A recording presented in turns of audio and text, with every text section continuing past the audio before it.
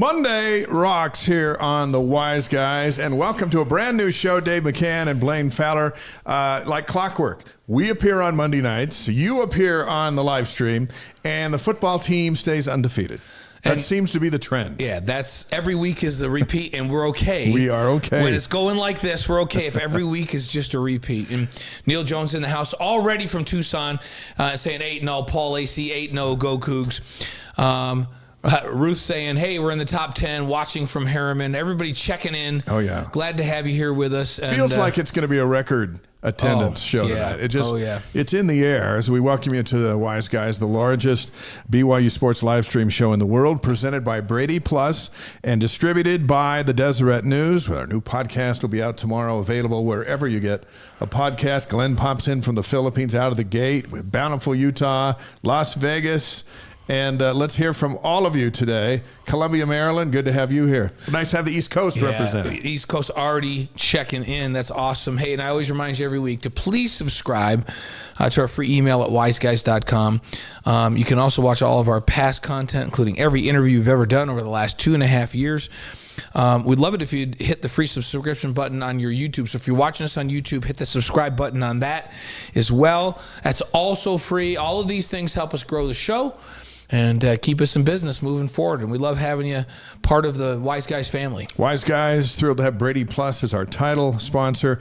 Brady Plus provides cleaning, food service, and packaging equipment, dispensers, and service and repairs with over 150 distribution facilities across the country, 6,000 employees. The president is a BYU alum and a strong backer of the Wise Guys. Absolutely. And hey, our new distribution partner, Wise Guys, is being distributed by the Deseret News and Deseret.com, Utah's newspaper since 1850. Watch for our content on their social media. And all of the social media sites, they serve Cougar Nation all over the world, and we're glad to have Deseret News as a partner as well. Virginia in the house. Good to see you there. And the East Coast is well represented. Covina, California. Saratoga Springs is in already. Glenn from the Philippines is saying, hey, nice flyover at the game. Remember Elon launched a rocket? That was pretty awesome. How cool was that? Pretty awesome. We might get some F-35s before the season's done here. So Gavin, my son that's the coach, he's like, he came home and he goes, hey, did you see that? We got to see that rocket launch? And I was like, yeah, that was pretty cool. He goes, yeah, that was really cool. Yeah. So. Hey, you never know. In Florida, anything goes. Hey, Conrad Monson's in from San Diego already. Nice. It's pretty awesome. Cougs are on a bye week, which gives us a lot of opportunity to talk about some great stuff. The 2-week countdown to the Utes is on. We're going to hear from Kalani Sitake, what he said just a short time ago to kind of kick off the 2-week countdown to BYU Utah. This on the heels of a 37-24 victory, and lots of comments on the stream tonight of how big of a win that was on the road. Yeah, it was an amazing win. And hey, by the way, Ty Detmer is going to be on the show with us. How big is that? Yeah, and he's going to help us with the countdown to the Utah game. Heisman Trophy winner. He knows how to beat the Utes. Yes, he does. So he's going to talk about what it took back in his day and what he thinks it will take to beat the Utes in a couple of weeks. Hoops is getting ready to get started. There's an exhibition game on Wednesday, and then the season for real next Tuesday. So Mark Durant, our friend, longtime basketball analyst, getting ready for his 28th season on the radio, calling the Cougs. He's going to be here in studio. He'll take your questions. We'll get his feeler. We're going to ask him for his starting five. Yeah, absolutely. Of this new guys, who are you going with? I don't know how Kevin Young's going to figure it out, but Mark Durant's got to figure it out. How about Singapore? Eric Waite already checking in. Good. Saying on his morning walk with the Wise Guys. I love that. Steven Snyder, Hudson, Ohio, says after celebrating the BYU in Orlando, they sat in the UCF section with the balmy sun to their backs and the victorious Cougars to the front. The rocket launch was incredible, he says. So Houston, Texas is in with us. St. George, couple of spots. Again, this has the feel of our biggest show ever. Tim Strickland's already in from sunny Australia. He says, curious how much your viewership, listenership goes up after a win, down on a bye week. We don't lose, so it's no data on that. Hey, it's all up. Hey, we'll tell you, we were what we were tracking in terms of number of impressions this month was about 1.8 million. Pretty good. Across our social media platforms. So that give you an idea. And that just is a testament to the fact that Cougar Nation is all over the world. And you guys are active and engaged, and we love it. That's an awesome number, but you know what? Let's double that number. Let's double it. Let's get it to 3 million impressions a month. That's all. Great. That's all we ask. Jacksonville, Florida is in the house. Taylorsville, Utah. Puget Sound is here with us. This is going to be, again, this is a big show. I was up in Seattle a couple of weeks ago, and Puget Sound, my goodness, this time of year, it is beautiful up there. Wow. We live in a beautiful place. TV details announced today, BYU, Utah. BYU-SN Game Day will be on the air at 6 p.m. Mountain Time, a week from Saturday, November 9th on BYU TV. The Cougars and Utes, 8:15 p.m. Mountain on ESPN. We apologize to everybody on the East Coast. That's going to be a late one. It's going to be a late one here. 8:15 p.m. local start with a post-game show early Sunday morning on BYU TV. So when Gavin got home from the Central Florida game, we started talking about Utah, and I said, when do you want to play him? He goes, you know what? I'm not superstitious or believe in any of that nonsense, but let's play him at night. We do play well at night. He said, let's play him at night. So I think he's going to be happy. I think he was thinking 6 o'clock, but 8:15 is going to work out just fine. National rankings, the Cougs in the top 10. Now, at number 9, they jumped 2 spots. Notre Dame moved ahead of them. They're just 1 spot ahead. Some hubbub about that, and a couple other teams with losses ahead of BYU. I personally don't care. I thought BYU might get to 10. Yeah. To get up to 9 heading into a bye week. We were both pleasantly surprised. We both said right after the game if they could move up to 10, we'd be thrilled. So we're more than thrilled with 9. Hey, the first college football poll, the CFP poll, debuts next Tuesday on November 5th. There's a lot going on. Yeah, next week, Super Tuesday, election night, hoop season opener, college football playoff poll, all of that. I did see, remember the old computer formula that did the college football playoff rankings when it was just 4? Yeah. I saw that there's a site that actually has what the teams would be ranked with the old formula. BYU would be 6 right now. Pretty good in that formula. Yeah, that'd be pretty good. That'd be great. And they're gonna take all kinds of computer rankings, AP, all of that stuff, and combine it with this committee. And I think BYU would be ranked in that first CFP higher than they are in the AP. What do you think? It should, because we'll get credit for the schedule. Strength of resume, strength of schedule. The bias should be wins. less. Yeah, because the big names get a little bit of bias. Sure. Right? Yeah. And so, it's good for BYU if SMU and Kansas State keep winning. Right? If SMU and Kansas State keep winning, then that helps BYU. Yeah. So we'll root for them. So Council Bluffs, Iowa in. New York is New York. in. There we go. That's my cousin in upstate New York. She's just outside of Penn Yan on Cayuga Lake. Beaumont, Texas. Talk about a beautiful place. It's awesome. So the Cougs go to Florida and they win 37-24. Now just one of 5 teams in BYU history. It's 100 years. 5 teams have made an 8-0 start, and this group was one of them. That really puts it in perspective, doesn't it, of what you need to do. Hey, I like Neil's comment, by the way, Dave. He says, best BYU show ever, although AFR is a close second. Thank you. So thank you for both of those. AFR is tomorrow night. It's going to be awesome. Yeah, we're going to have fun with that. Hey, I don't know how many angles we can show of that fake field goal, but we're going to do our best. It's the only double snap first down I've ever seen. It was nuts. All right, here's what the head coach, Kalani Sitake, had to say to the media just a short time ago, kind of kick off the theme for bye week. Let's listen to him for a few minutes, and then we'll get into what we liked and what we didn't like from Central Florida, and then Ty Detmer is going to join us here in a couple minutes. So, Kalani Sitake from this afternoon. Well, 8 games down and looking forward to the 9th game. I thought after the game, after watching the film, saw some really good things that we did. Really proud of the guys. I said it every week that love the way the team is performing. I love the effort, the energy, the physical part of the game. I think we're embracing it. Obviously not error free, but man, there's some mistakes that we're making that just don't make sense. And so I talked to the coaches today about, and that's in all 3 phases. And so there's a lot of room for improvement. Still feel like we can play so much better, and really looking forward to getting that done this week and getting a lot of prep and work done this week, and just excited about the opportunity and excited about that. I mean, we don't play a game this week, but we're going to be focused early on our opponents. But more than anything, just before that even happens, we have to be ready for us to play much better as a team, and I think we can do that. What's nice is that I can count on the effort and the energy from our guys, the buy-in. Just need to keep focusing on the little things, the fundamentals of the game, just assignments, alignment, things like that, the technique. And so as we get that done, and as we get towards, I mean, this is the 9th game coming up, so I'd like to see that a little bit better. And so that's on me and the coaching staff, and we'll get that working. But I do love the energy and the urgency from our players to want to make the plays. You just got to be little bit more in the responsibility of their areas, doing their 1/11th, not doing 2/11th. So you got to do one. So that as we can focus on that, I think we'll be much better.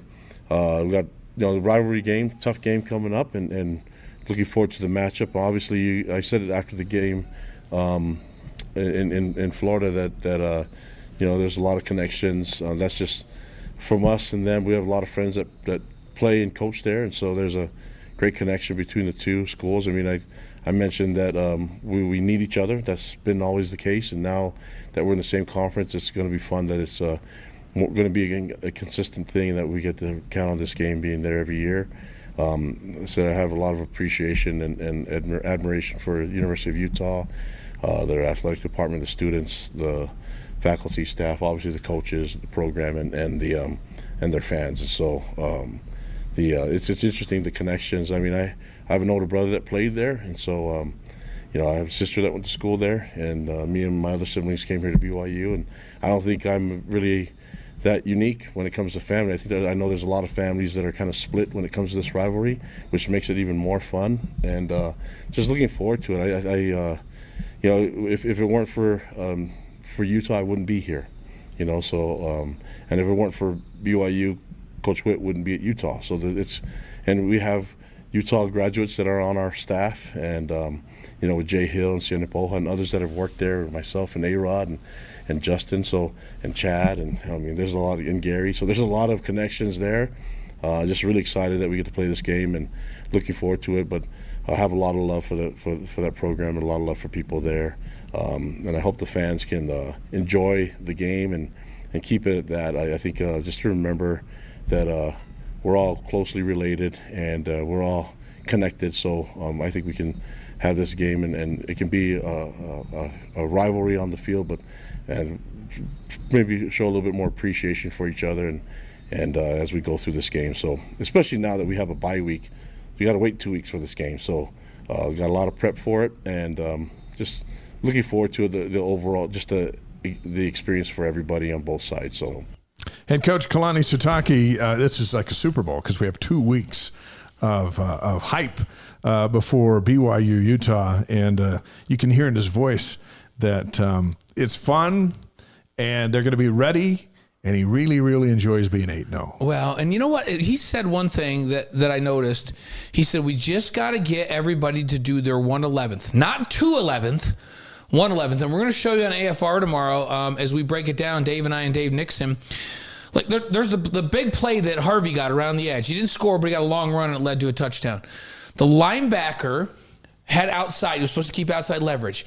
He comes up. He takes a perfect attack. Harvey bounces, he just takes one step inside, and the linebacker just peeks inside instead of, literally didn't even go inside, just peeked inside. Harvey was good enough that he bounced it outside, got the edge, and went down the sideline for about 50 yards. That's what Kalani's talking about. No, you don't have the inside. You have the outside. You have to trust that your teammate has the inside. And it's those little things that BYU can still fix because they're very athletic and they're very physical on both sides of the ball. They're very talented. They just clean up a few things. This team can be even better. And that's what he's talking about. I love the fact that they're 8-0 and they can be better. Yeah, for sure. As we get into what we liked from the UCF game, we say hello to Idaho Falls, Saratoga Springs, Utah, Brigham City, Utah. Hop on. Let us know where you're taking this in from anywhere in the world. We're going to build we're having fun tonight. We're going to keep the number, hopefully hit like 300 on the live stream, which is like unheard of for live streams. Right. We're just down the cruising. street. Just down the street. Orm's in the house. Good. Awesome. Here's what we liked. We liked that BYU doubled the time of possession on the road at UCF. Yeah. I feel like they were out there forever. BYU had 40 minutes and 28 seconds, and UCF had 19:45. Yeah. I don't remember a game where that's been the case that BYU's been in a long time. Not top of mind. It was dominating. We liked that BYU outrushed UCF, who came in. It was one of the top rushing teams in the country. 252 yards of rushing for BYU to just 181 for Utah, for Central Florida. The Cougs pulled off a fake field goal. Sam Vanderhaar was the holder. Will Farron was the kicker. And Dalton Riggs was the center. And together the three won the Pop-Tarts Crazy Good Play of the Week award. And as a result, Pop-Tarts is going to send all these Pop-Tarts to the football team. Yeah, and they say, have at it. And I just saw just before I came up that Will Farron was the Big 12 Special Teams Player of the Week. Fantastic. And well-deserved for the Davis start. Pretty fun. How many times does a kicker go perfect on field goals, perfect on extra points, and also runs for a first down on a fake field goal? So he deserved it. Yeah, so that was great to see. And it was such a cool play. Yeah. When we were watching it, was like, what just happened? Did he snap that between his legs? Did he just throw that between his legs? We looked at each other, right?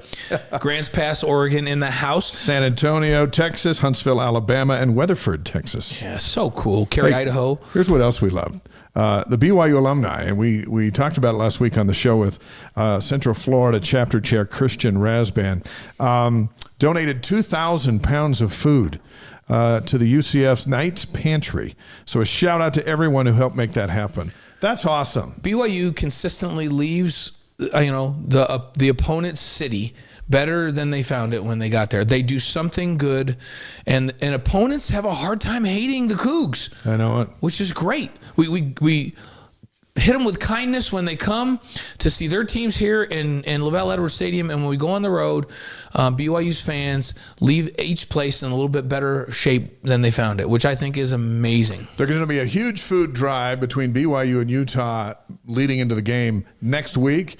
And Michael Johansson, BYU's alumni director, is going to be with us. His counterpart from Utah will join the show next week. And we'll talk about how everyone can get involved in that. Yep. Maybe we can have like the greatest food drive ever. Heading into that. That would be amazing. And here's what else we liked. We liked that The Rock showed up at the Provo airport at 1:30 in the morning. So cool. And had this massive, seems like the Beatles were coming home. And they welcomed the football team back from Central Florida. Yeah, that hasn't happened in a while. And everybody's... getting on I'm not saying they're bandwagoners, but this is a fun bandwagon that everybody wants to get on, and I love that everybody's jumping on board, and I love that everybody's so excited about it. So there's plenty of room on the wagon. Hey, while we're talking, there's we're going to talk about this in just a second when we talk about things that we didn't like quite as much. A little discussion going on the chat about BYU taking the foot off the gas pedal, and some of the fans saying, gosh, we wish Kalani would be a little meaner and stick it to the teams, and others saying, no, it's better to play your backup. So it's a good discussion to have. Kalani will err on the side every time of getting guys in the game. Sometimes we're more interested in your conversations than we are our own. Yeah, it's like a double. A good one. It's a double show. Shout out to Albuquerque, Boise, Idaho, and Harriman, Utah on the live stream tonight. Here's a couple of things we didn't like. BYU went to sleep in the fourth quarter, and a lot of comments already on the stream about that. Got outscored 14-3. They were playing third and fourth string guys, and Central Florida was playing their A-listers. They brought in the young quarterback, let him throw. And so when the game ended, you kind of felt like you survived it instead of celebrated it. But the work was done before those guys came in. There was no doubt ever from the beginning of this game, because BYU, we talk about time of possession. In that first quarter, BYU absolutely dominated. They had the ball 12 minutes and 38 seconds of the first quarter, and Central Florida had it 2 minutes and 32 seconds. They had the ball 2 minutes and 22 seconds in the first quarter. And by the end of the first quarter, it just felt like Central Florida has no chance. They got no chance in this game. BYU's just going to dominate. So the game was in hand from the get-go. And the fact that they moved the ball a little bit at the end, Kalani doesn't really care about that. You know what he does care about, though? He gets upset when the seconds and thirds and fourths don't execute at a high level. Yeah. He gets upset when they don't, and it's a learning opportunity for them because he feels like depth is so very important. And BYU's been pretty good, the ones and twos this year. But Dave Nixon turned to me, and you guys know, I know this team really well, especially the defense. We have a lot of them over to our house, right? And he turned over and he goes to me, who's that playing corner? And I go, I do not know. If I don't know who's playing corner, they're getting into the depth chart. You just joined the team there in Florida. We had to look him up. And so they're getting into the depth chart when we've got to look up who's in the game. Now, Jess is on board with us. The second thing we didn't like were all the penalties. There were 8 of them for 50 yards.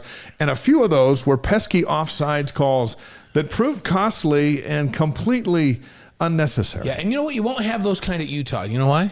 The crowd will be loud enough. The crowd was so quiet there at times that they would hear the quarterbacks clap and jump off. Most games you can't hear the quarterback clap.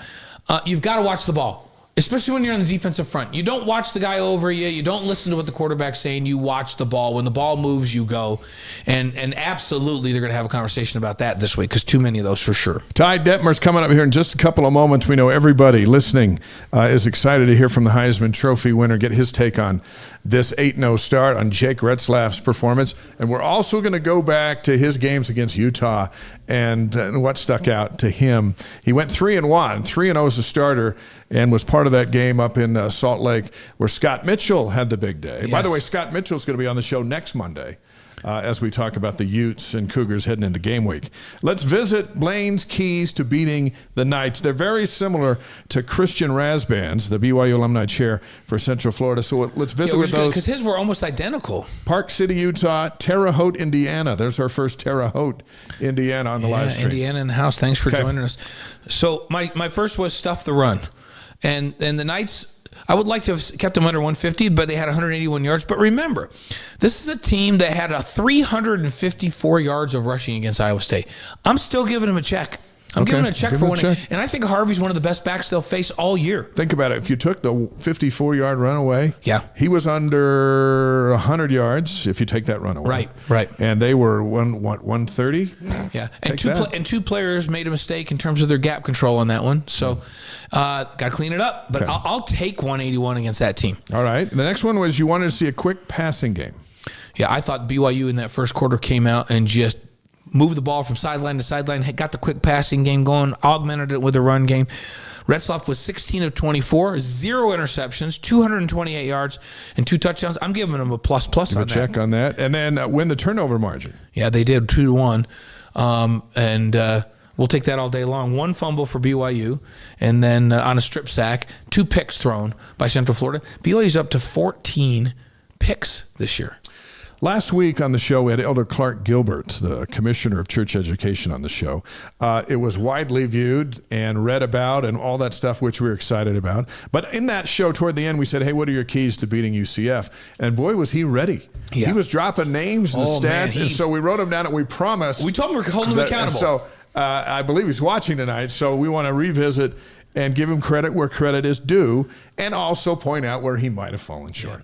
Yeah. Hey, before we go there, we got to give a shout out to Mahan Rai Lucas, who says, go Cougs, from Jakarta, Indonesia. Nice. Love it. Indonesia in the house tonight. The Mackeys from Drummond, Montana, that's right next to Indonesia. Same exactly. Time zone. All right, here's Elder Clark Gilbert's keys. 1, limit chunk plays and contain Harvey.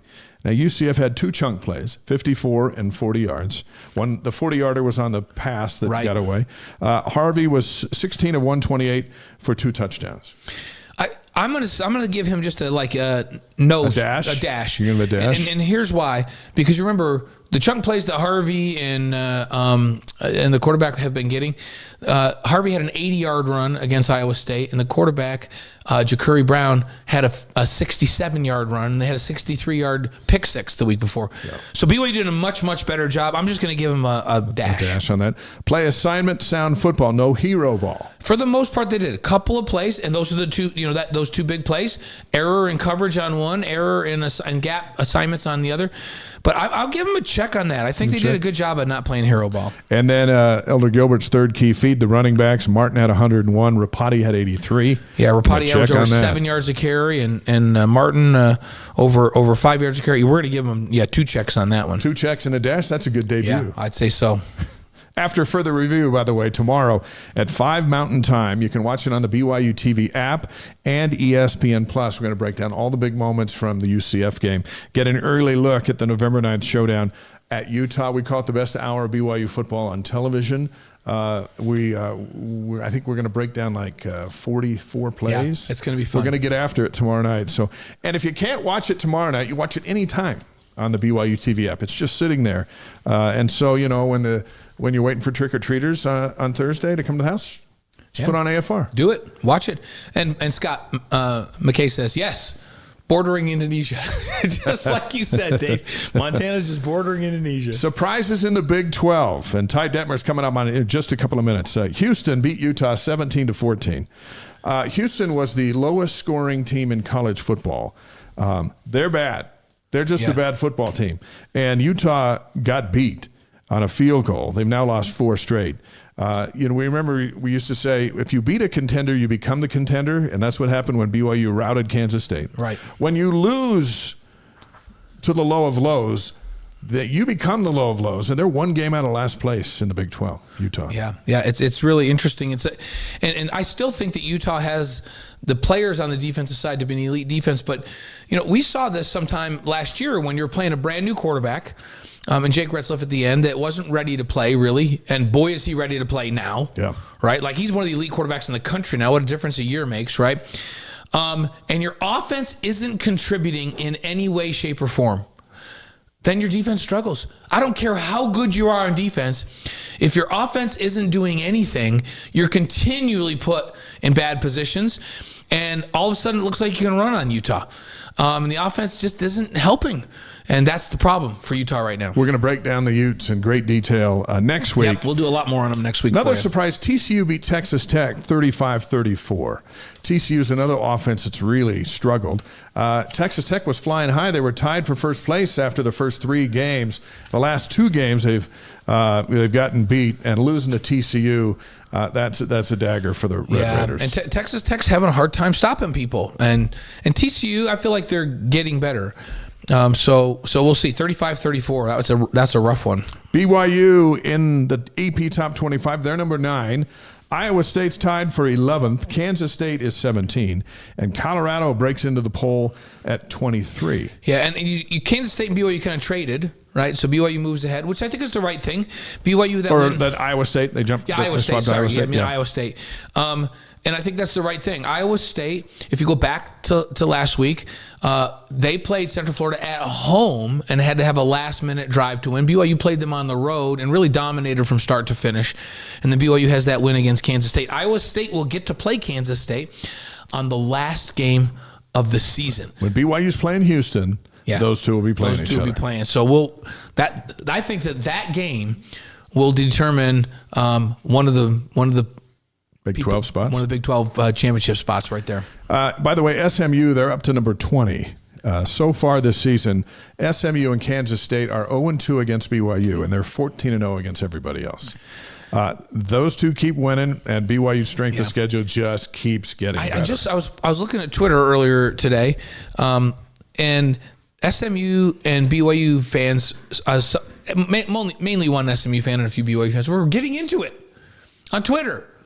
I was Why? Like, What for? People, everybody for BYU should be rooting for SMU, and SMU, don't be talking trash to BYU when they beat you. You didn't even score a touchdown on your own field. Yeah, the SMU guy was saying, well, BYU's not that good, the Big 12's not that good. And the BYU fans were like, except for they beat you on your field. Yeah. Like, they both just needed to stop. BYU should be a huge fan of SMU right now, and SMU needs to recognize that they lost to BYU and just be humble. Colorado's looking pretty good. BYU doesn't play them in the regular season. Right. That's probably a good thing. But it's an interesting time. Let's talk about bowl projections. From CBS, as of today, they've got BYU at Alabama in the first round of the college football playoff. Right.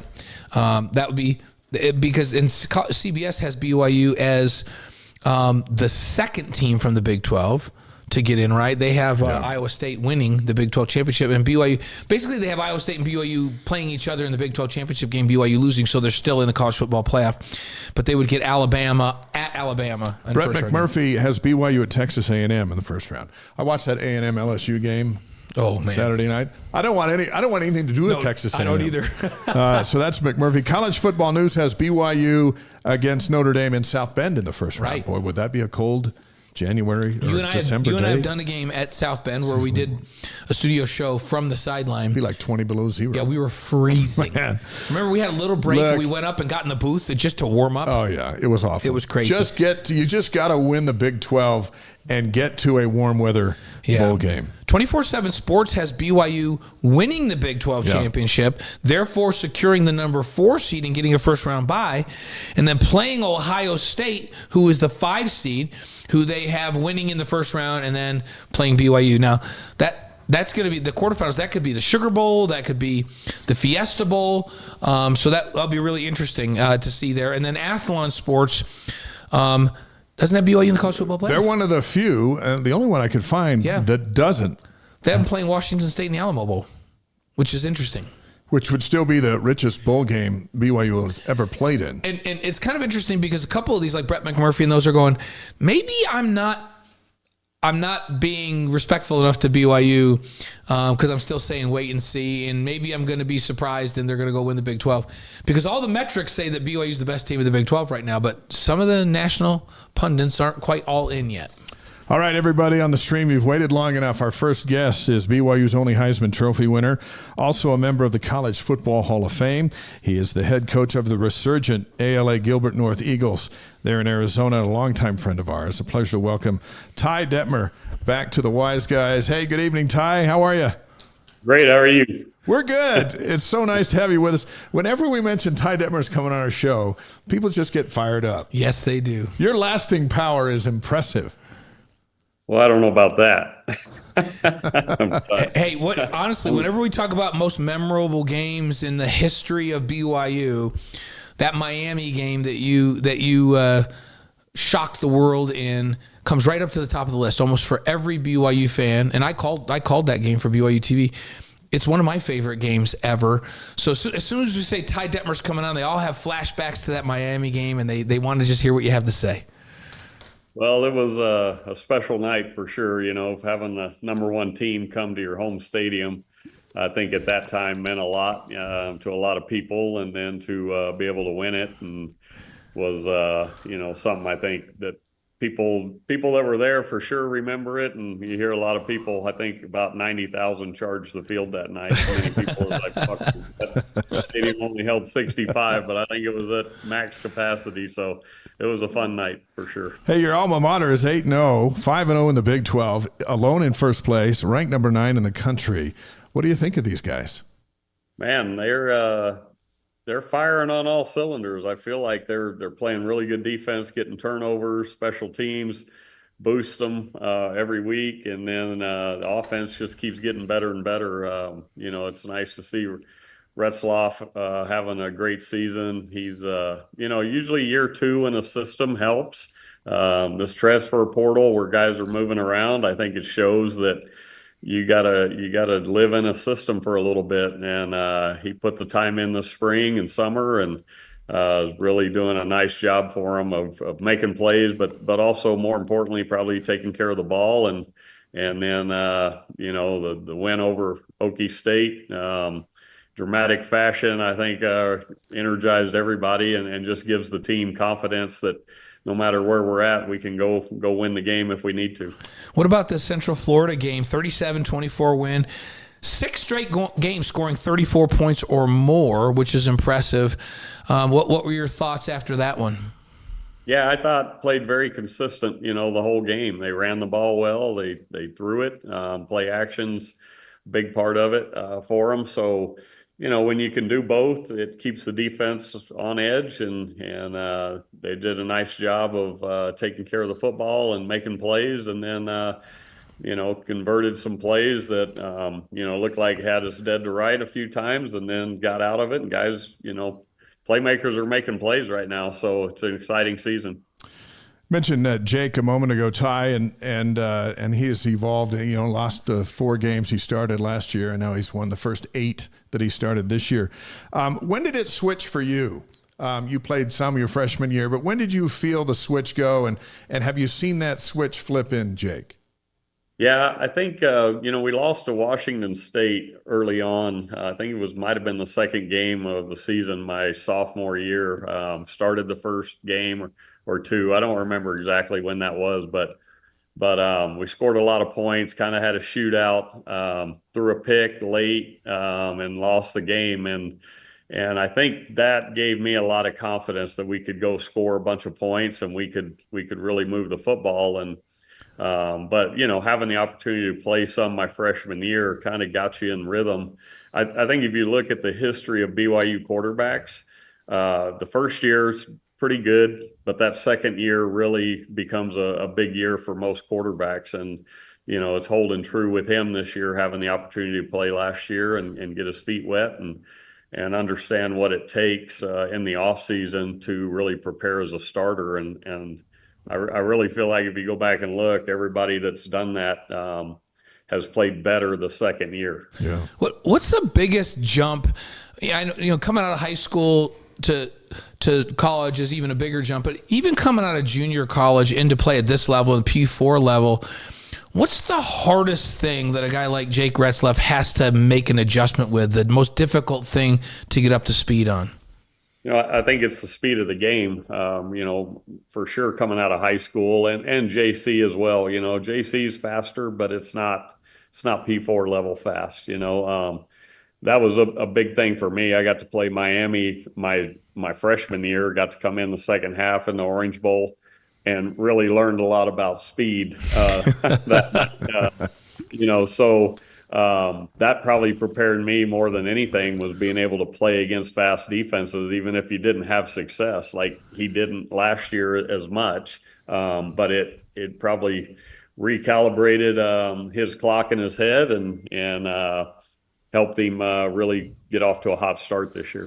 Heisman Trophy winner and former BYU and NFL quarterback Ty Detmer is on the Wise Guys, presented by Brady Plus and distributed by the Deseret News. We've got 2 weeks of hype before BYU Utah, so there's plenty of time to revisit past conquests. You went 3-1 against the Utes, 3-0 as a starter.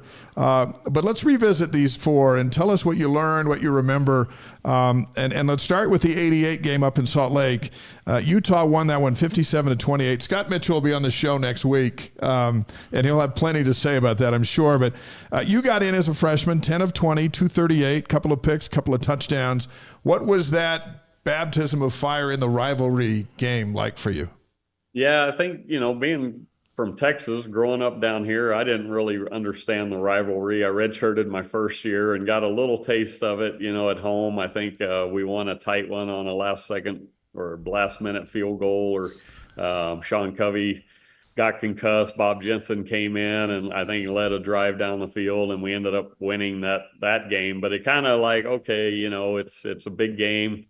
And then to lose to them that next year really magnified, how how much it meant to people in the state, especially BYU fans. So that opened everybody's eyes, and we came out guns a-blazing the next year, ready for battle. And Scott Mitchell actually got hurt that week in practice. I told him he still owes me about 200 yards because had he played, we'd have probably been able to stay in more than a quarter or a couple quarters. So, make sure he knows that he owes me a couple hundred yards. We will. Hey, before Blaine asks you about the next one, Aubrey Jensen on the stream says, "Hey, who's Ty's favorite daughter?" I know who Aubrey is, Ty, but anyhow.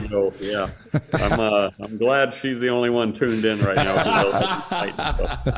I don't have favorite kids anymore. I have grandkids, so they're by far the favorite. Totally. So. Amen to that. But so I know Ty's daughters, and they're all awesome. They're awesome. Yeah.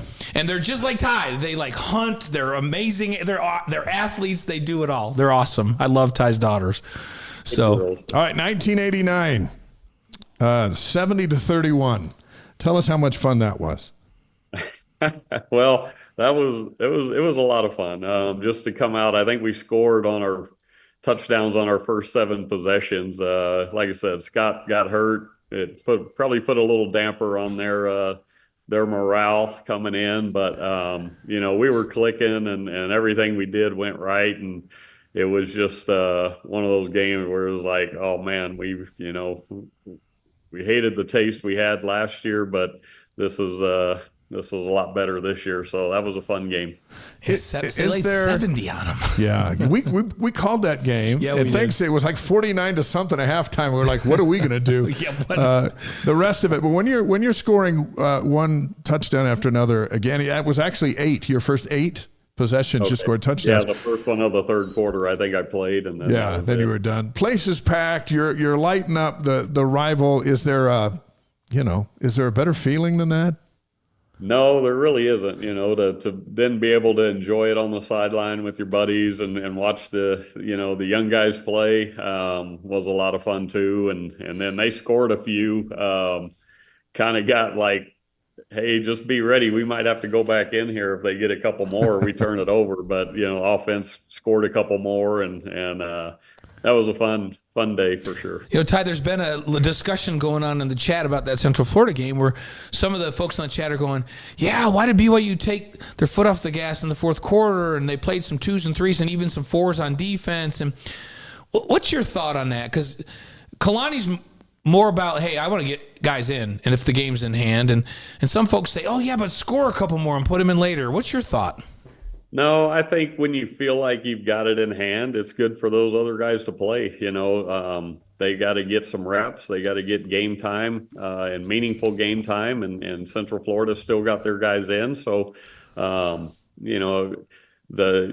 do have to be careful. Like you don't, get it rolling the other way and then you can't stop it. But I think they felt like they were in control, and the score of the game doesn't matter at the end of the day. As coaches, sometimes you feel like, oh man, that got a little ugly at the end. We probably should have kept our foot on it. But then when you really boil it down, those guys need to play and they work hard in practice. And anytime you can get guys in is a great feeling as a coach that you got some other guys in that don't normally play. All right, let's go back to Salt Lake 1990, your Heisman year. 45-22, you throw for 451 and 5 touchdowns. Doing the math, that's 13 touchdowns in 2 games against the Utes from you. What was it like going into Salt Lake and doing that? Yeah, I think, the way the year before went, I knew, I think our team knew they'd be kind of excited and fired up to avenge that one.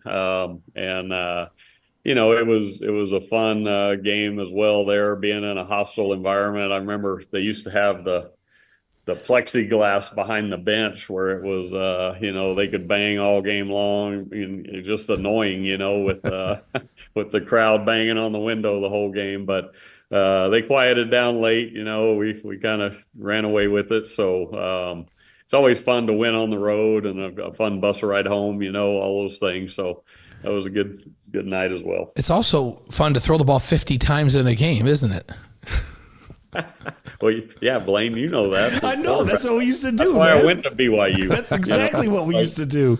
So how about 1991? Last time you played these guys in Provo, another just shellacking 48-17. You were 18 of 29, 2 picks, 378 yards, 5 touchdown passes, and a run for a touchdown. That was. I want to say that was the last game our senior year. They passed out the senior blankets. We actually tied San Diego State the week before 52-52, and we had to win. All we had to do was beat Utah to win the WAC conference and go to the Holiday Bowl. So there was a lot riding on it actually, and so we came in ready to go. Wanted to make sure we ended our senior season, our careers the right way as a group of seniors, and we did. So, fun way to go out, beating your rival at home and securing the conference championship all at one time. Just doing the math, 17 touchdown passes against Utah, and then you ran for a couple as well. What was the magic? Maybe you had a rival down in San Antonio you whooped on in high school, and there's just something about the Utes that brought it out of you? No, I mean, they're a different program now. They've done a great job of building that program, but, they weren't known for their defense at that time, probably. So it was a different day and age, and, it was just one of those things where we had the upper hand and we knew it. And I think them beating us that year meant a lot to, I know my group of guys that we all came in together, and just a constant reminder from that freshman year that we don't want to see that happen again. You know, you won and lost in Salt Lake City. What's it like playing up at Rice Eccles? It's it's fun when things are going good. When they're not, it gets out of hand, But they're passionate about their team, and I've got good friends that are all Utah fans, and they love the Utes, and so I think it's great for the state to have that rivalry and two fan bases that are passionate for their teams. And but when you go there, it's definitely a hostile environment. It's what it should be in a rivalry game, and your job's to go in there and win the game and quiet the crowd. So when that happens, there's nothing better. But when it doesn't, there's probably nothing worse. So what was better? What did you prefer, beating them in Provo or beating them in Salt Lake in front of all their guys? No, I think at home. Really? Anytime you're at home, it's it's a special time because you're the crowd's into it, the energy's there. That's one of the things. My sophomore year in '89, the energy was pretty thick from the year before. So Cougar fans were ready to see us win a game that year. So it was fun. Hey, on the chat, Mareko Hedquist says. Hey, Ty, do you ever meet any of the Miami players, or have you in your travels or in your playing days in the NFL? And when you do you still give them a little bit of a razzing about that game? I actually did. I played with Ryan McNeil, and I played with a few guys that were on that team, and they they couldn't believe it. They were like, we don't know what happened that night, but we were shocked. And so it was fun kind of, harassing them a little bit, knowing you had bragging rights and just pull it out whenever you needed it, so that's always good. Yeah. On the other side, do you have any really close friends old Utes that you associated with over time, or do you just pretty much wash your hands of them once you got done? No, I mean, nobody that I don't really have any buddies that played at that time, obviously Freddie Whittingham, we're still pretty close. He recruits Arizona. So every spring, every winter I see him and we talk quite a bit. So, I love the Whittinghams. They're such a great family and have done amazing things for BYU when they were playing. And I wish them well every week, except for maybe that 1 week, in a couple of weeks, it'll probably be the same. It's just, it's just hard to root for red when they're playing a blue team. So, but I appreciate those guys and the way they handle their business, their recruiting, and always honest with our players and do things the right way up there as well. So, I root for them when they're not playing BYU. Thrilled to have College Football Hall of Fame quarterback Ty Detmer on the Wise Guys Live on YouTube, Facebook, Twitch, and wiseguys.com tonight. All right, lay on us 3 keys for BYU to win a week from Saturday up there in Salt Lake, which would be for the first time since 2006.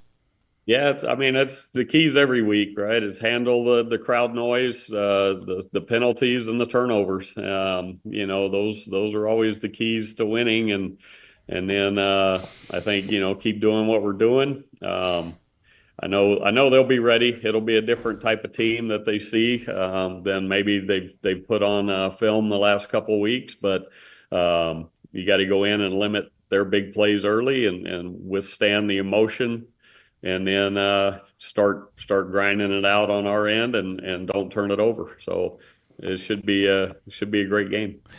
Hey, let's turn to ALA Gilbert North right now. 6-2, 2-1 in region. Hey, the rebuild is well underway. It doesn't sound like a rebuild to me. Like, what's going on? Well, I don't know. Our guys keep surprising me. A couple of weeks, it's like, I don't know. This game, it's going to be a dogfight, and we end up been winning some games. We lost a tough one this last week that we kind of let get away with penalties and turnovers, and so, the boys are playing hard. They've really bought into the new system, and they've done a great job of just battling every week and grinding out some wins. And we're looking forward to the next couple and see if we can't put ourselves in a great position for the playoffs. How were you received when you went over there by assignment? Were the kids excited to have this Heisman Trophy winner, or were the parents more excited that their kids would have the Heisman Trophy winner? Yeah, the kids, they got to Google and try to find some old clips that aren't black and white nowadays.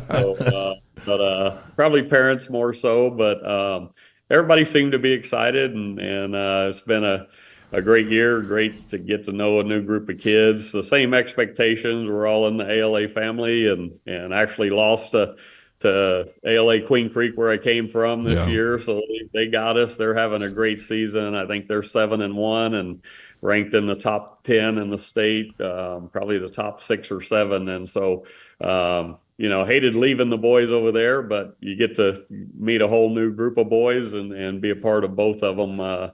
Has been a lot of fun this year. What was that like? Because Max is still over there, Max Hall, who, no matter what Max says, you put him on the coaching map, right? Yep. Because you brought him in there, right. and you built that ALA Queen Creek program to what it is. To go back and play and to Max be coaching on the other side, what was that night like? Well, Max has been there a long time. I just kind of came in and reaped those rewards a little bit. But it was fun working together, and I think, we did a lot and kind of built things together as a group, and it was different being on the opposing team sideline. That's something when I was there for 3 years, and it was different looking across the field and seeing that view. But I'm happy for the boys there. They're having a great season. They got a ton of seniors this year that all came in as freshmen when I came in, and they've put together a great group, and they're doing big things. So just, it was a little weird being on the visitor side. Yeah, I'll bet. We talked to Max before that game, and he said it was interesting. It'll be interesting because you know all their plays, and they'll figure out that they know your plays. He said he wasn't afraid of that, though, didn't he? He said, I'm not afraid of that, but that you are such a positive impact on his life that it was fun to hear him talk about. Wasn't looking forward to playing. You wanted to beat you, as you would want to beat him. But he's a beneficiary of your good grace and what you've done for him. Well, we work well together and a lot in common, with BYU and our routes, there and playing days there. So it was bittersweet. I sent him a text on Sunday evening because I knew he was game planning that evening, and all I said was, "I know that you know that I know." That's a perfect text. He called me like 5 minutes later. He's like, "What? Yeah, I know you know." And so it was like a little bit of head games, like just trying to get in there. But, you could hand somebody your call sheet and you wouldn't have any idea what's coming, from play to play. So there's never really a problem that way. And they did a good job. He was patient that night, and their defense is really playing well. James Warinsky and I are good buddies still. Go to lunch every Friday, and they've done a great job defensively as well. So they kind of got the total package right now, and it was a tough night for us, but at the same time, I think we learned and we grew from that game that we got to work a little harder and get a little better. So those ALA kids, though, so fortunate to have you and Max down there. Such a fun thing that you guys are doing down there. And hey, while we're talking, the chat's going on, people are just reminiscing. People are talking about the Theismann rap and how they knew every word of the Theismann rap and wore out their cassette players playing the Theismann rap. Can you still rap that? Can you rap that for us? No, I actually, my sister probably could. I think she was like 10 or 12 years old at that time and knew every word. A lot of people had fun with it. I actually saw Johnny Biscuit probably about 6 or 7 years ago, and he was the guy singing it. We talked about it and how, he had a good time doing it as well. But, it's been, it's been fun. Great. Others are talking about that San Diego State game that you mentioned earlier, that you and Marshall Falk going against each other, 52-52 tie. I called that game. And Brenda, who Ty knows well, we didn't have a spotter sheet, and so we put her into spot for the game. And she told me afterwards, don't ever make me do that ever again. Because the ball was just going up and down the field. And she had to point to who was making the tackle on every play. She says, I've never watched a game where I actually had to watch every single play. Don't ever make me do that again. I have a headache. So, well, there were a lot of plays in that game. It was a long night for sure. Yes, it was. It was fun. It was a really fun one.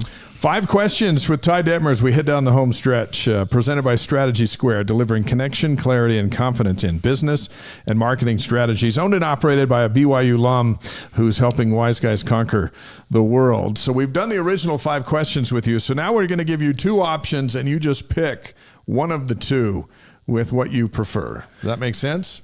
Yeah. Right. I think I know the answer to this first one, but I don't know. Maybe you're going to surprise me. These are kind of like either ors.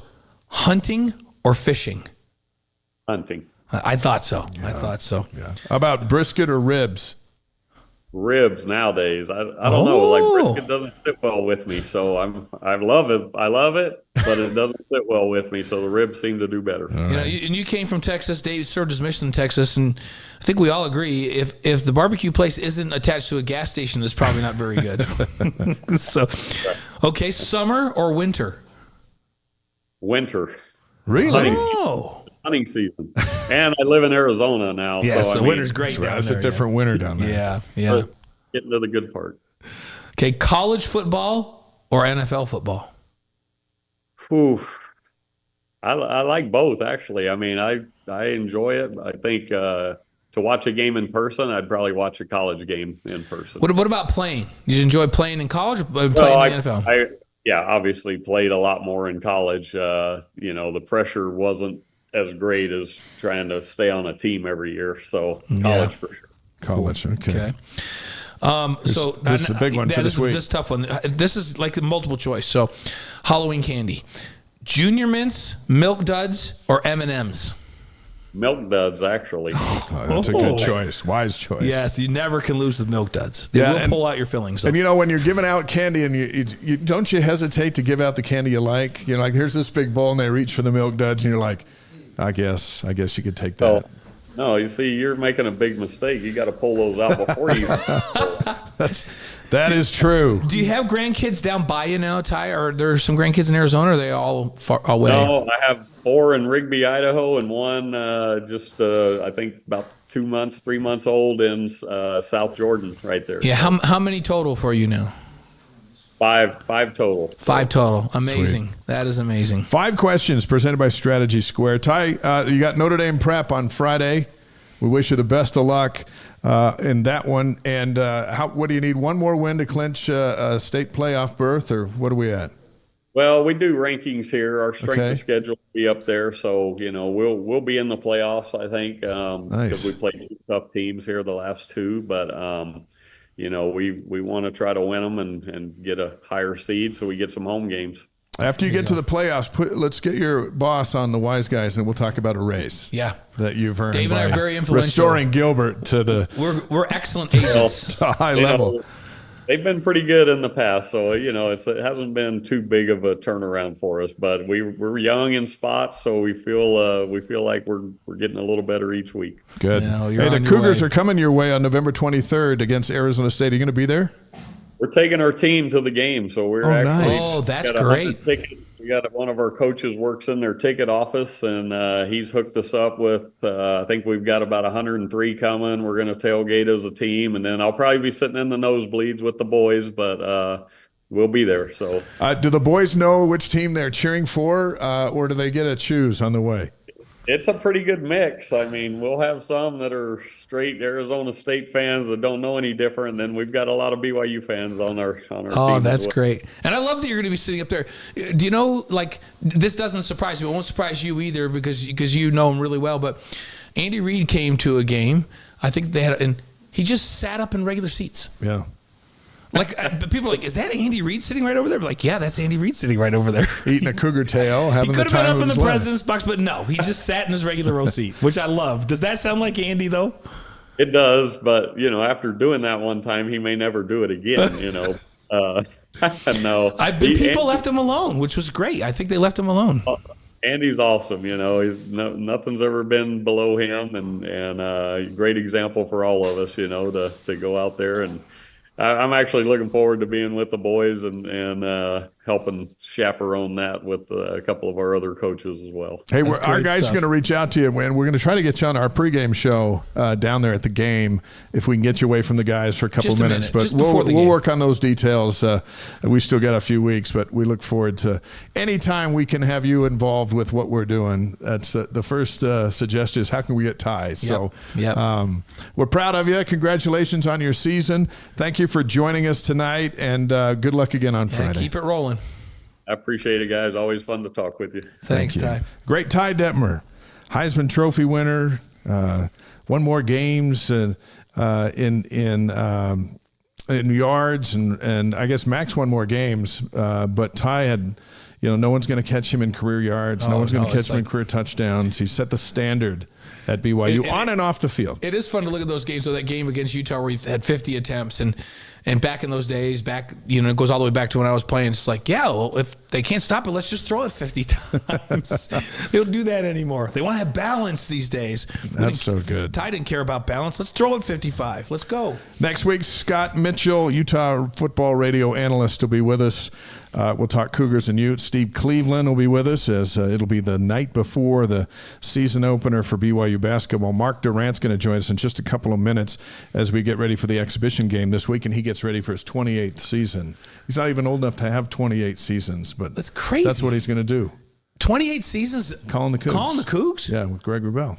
He played closer than, he played 19 seasons ago. I know, he just went from the lineup right over to the radio. That's nuts. We're going to hear from him in just a second. There's so many new guys on this basketball team. We're going to ask him who his starting five is. Yeah, that's... And I don't we know if expect Kevin Young some knows, answers. but I feel like Mark will know.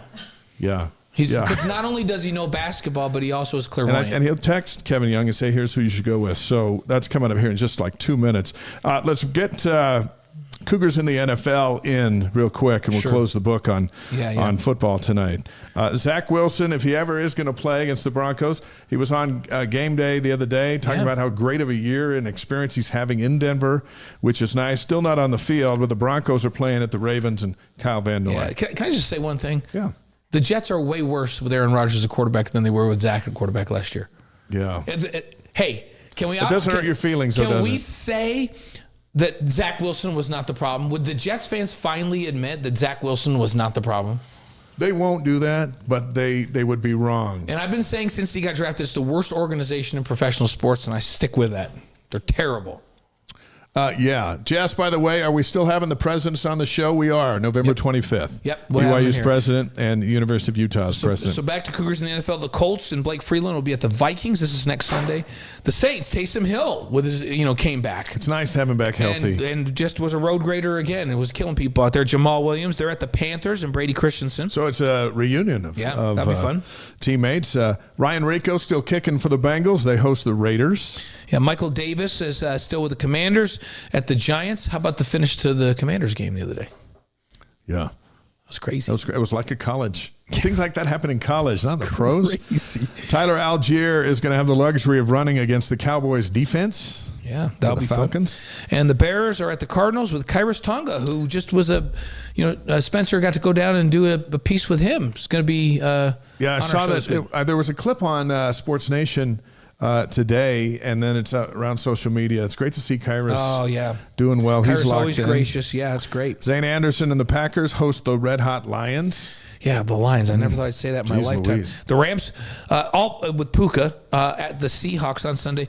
How about Puka coming back from an injury and everybody going, well, is he going to be a step slow? Is he going to be... Did you see that clip on Twitter? He was awesome. With two of his teammates talking about him? No. He's like, yeah, you watch him on film and in real life, it's even better. I don't even get it. How does he do this?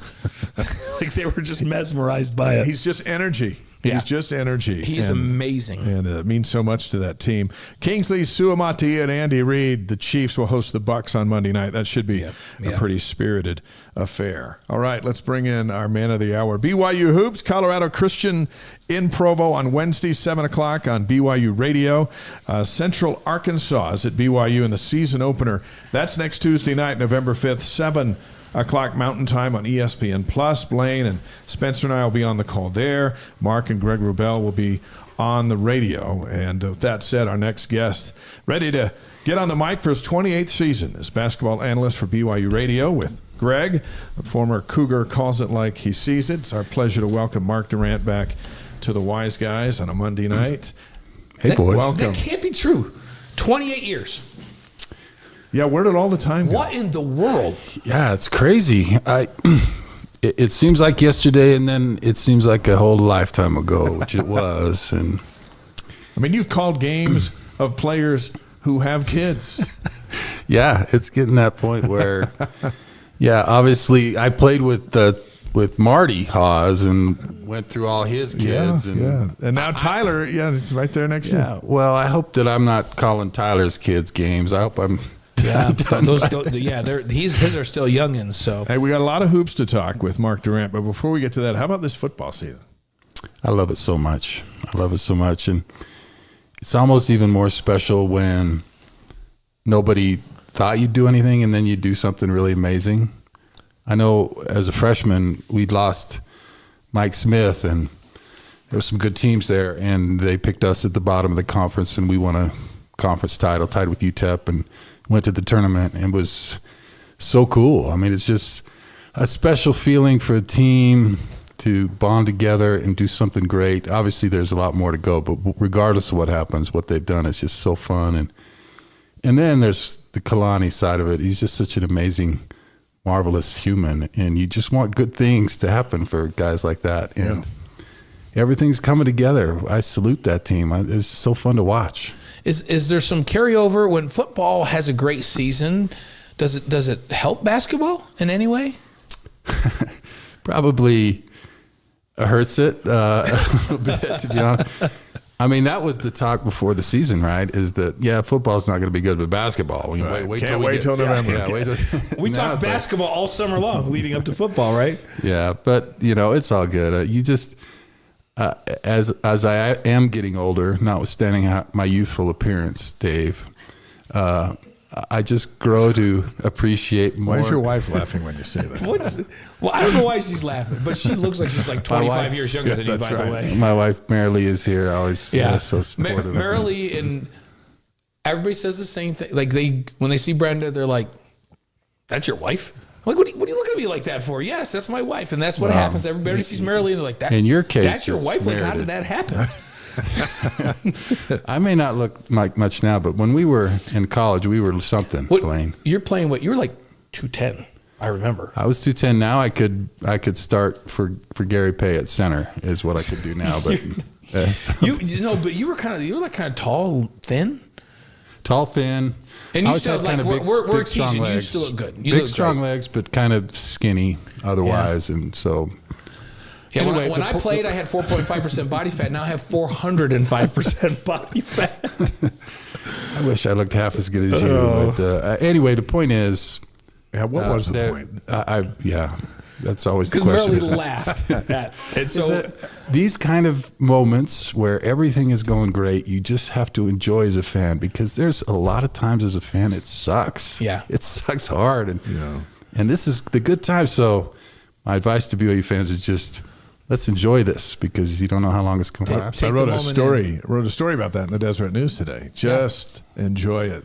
You get 2 weeks of being 8-0 and ranked number 9, no matter what comes. Yeah. But these next 2 weeks should be the 2 greatest weeks of your life, because you're undefeated and in the top 10. And sometimes we get caught up on, we got to get somewhere else before it can be really fun. But in reality, it can be really fun right now. And then you have no control over if it's going to be happy or sad down the road. But right now, in this moment, as we've seen on the live stream, the Cougar Nation they're feeling good. They should feel good. Absolutely, man. Just enjoy it. I just mentioned that in the summer we were just talking all basketball because there wasn't a lot of buzz around football. Have you ever seen an off season for BYU basketball where there's been so much going on as what we've just been through this off season? I can't believe it. I mean, it's unbelievable. You think 6 months ago, Mark Pope decides to go to Kentucky. That's like a low point. I mean, you had just had a great season. You thought we're really on the right track. Coach leaves, guys are hitting the portal. Will we ever recover from this is what you're thinking. And then within weeks, you have this amazing coach out of nowhere you didn't think you even had a chance at, that has all this NBA experience, and And it happened in such a way that it was so quick, which is so unlike BYU. Crazy. Yeah. So you had, I presume, the church on board, the administration on board, the athletic department, all working to make that happen so quickly to get him. And then what he's been able to do as far as bringing in talent. And staff. Is just mind-blowing. And so you go from, you think it's probably the worst day BYU basketball's had in 20 years. It may have been the best day. Not to take anything away from Mark Pope. I love him. He's going to kill it at Kentucky. But, I mean, if you told me what BYU could have today, I would just say, no way, never. Yeah. So, anyway. So, what surprised you the most of these three things? Were you just flat out surprised? Pope left for Kentucky, Kevin Young took the BYU job, or the roster he's amassed in the last 5 months? Well, I was surprised that Kentucky offered Mark, not that they did, but that they did it now. I thought down the road. Well, they had all those guys say no, and they had to go somewhere. Well, that's right. That helped. But I think they're going to love the fact that they had to lose a couple guys to get him, because I think the world of Mark Pope. Yeah. Sometimes that happens. Like Kyle Whittingham was not the first choice at Utah, and look what he's done. Yeah. Right. So, however it works out, it works out. I'm not. And Kalani maybe wasn't the first choice here, and things are amazing, right? Yeah. So, yeah. So Kevin Young, the roster, or Pope? Which of the three? Deal? I'm going to go with the roster. Really? Simply because, I've been around a long time, and maybe you get one kind of big name player every couple of years that, you're rumored with other players, but BYU with Yegor and Cannon Catchings and even the players that aren't on the roster that we're talking about BYU possibly getting is crazy talk, right? Yeah. Never even thought that we could be in the conversation, let alone seriously be a contender for a lot of these guys, is remarkable. And that goes again to BYU, I think, has made the decision we are going to be a player. We're going to pay the money. We're going to bring in the people, the coaches, the staff, the facilities. There's not going to be any excuse for even the top prospect to not want to come here. And that's amazing. And I never thought I'd see it happen, and it's happening. It really is. BYU basketball analyst Mark Durant on the Wise Guys with us, presented by Brady Plus, distributed by the Deseret News. It's kind of cool. Got the Deseret News on our name now. We're going places. Yeah, you guys are killing it. Let me say, I came from my dad's house before I had to visit my dad. He doesn't live far from here, and his wonderful we love wife, your dad. Susan. Yeah. And he wanted me to say hi to you guys. He's great. And listen to the he's show. The best. Anyway, he was so good to me Thank when I was all the way back when I was in school. He's amazing. He was my MTC still president going. back in the day. Yeah. He's still going strong, huh? Yeah. How old is your dad now? He just turned 93 a week ago. Oh, that's so and doing so great. Cool. Yeah, that's so cool. My dad turns 90 this next February. What an unbelievable generation. Our dads are amazing, huh? So amazing. So over the weekend, BYU beat Boise State in a scrimmage. Wait, I thought that was a secret. It is It secret. was a close scrimmage, but it was secret when it happened on Saturday morning. On this show. So the score we heard was 91-86 from all social media accounts, and Richie Saunders had 25, Dawson Baker had 19. A few guys sat out. I was told that Keita was outstanding. What have you gleaned from really their first test of what they have? And one question Russ was asking about eligibility issues. Boscovich is the only one dealing with eligibility issues as far as we know with the NCAA. Yegor's already been cleared. But what'd you make of Saturday from what you hear, from what you glean? Well, first of all, Boise State's a very good team. They got a lot of people coming back. They got a really good player. And from the other accounts I've heard, they handled Washington quite easily. And so, and are really well coached. Yeah, I mean, it's a good, solid program. So, and I also heard that BYU didn't play everybody, and who knows, But from what I've seen from those numbers, first of all, let's talk about Richie, because I think we just kind of forget about the guy's coming back, right? We don't forget about Richie, but there's a lot of new names to talk about. But Richie, and I was able to be a little bit privy to his situation as he was exploring things, which as he should have, because we didn't know what's going on. And credit to him and his family because he left a lot on the table, I think, and he recognized that being a kind of a legacy person at BYU has value. And be like a Blaine Fowler. I mean, that's a lot. He's a way better player. He's a way better player, Durant. but the legacy is real. But listen, he was a little bit held back last year because you had a guy like Jackson Robinson who's a good player. But I think that Richie can be a Jackson Robinson. I think he's a good enough shooter. He really hasn't been able to show what he can do offensively.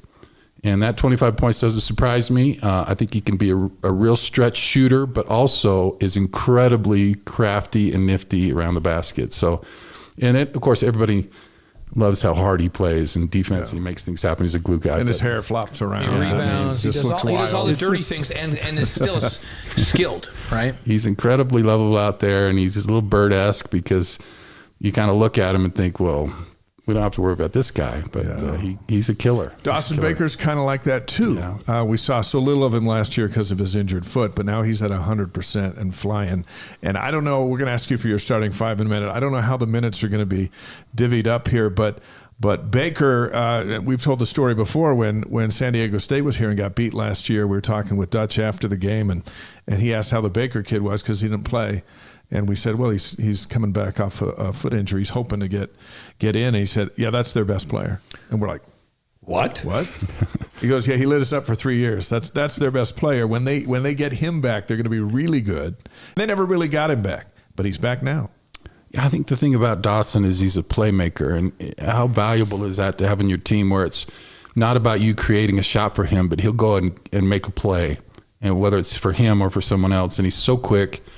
And he's another one of those guys like Richie. He's just, he's going to give everything he has, get in your face, and after you're done playing him, you know all about him because he's just always he's like in your jock all the whole game.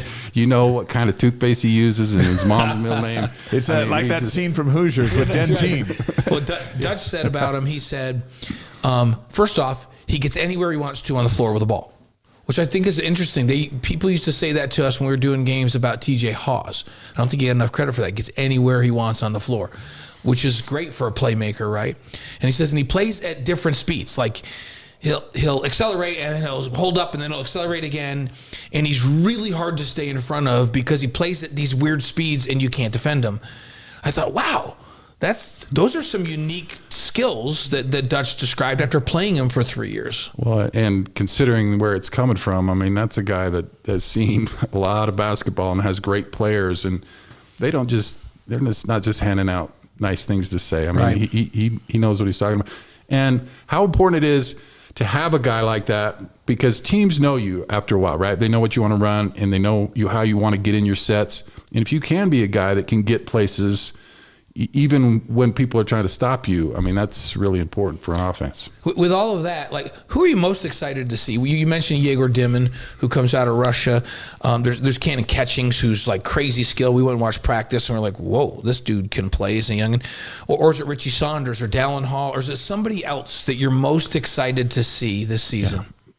Yeah. It is somebody else. I do love all those guys, particularly Cannon. I mean, Cannon could be like the all-time. I mean, I was blown away in that scrimmage just by the size and how athletic he was and how smooth he was.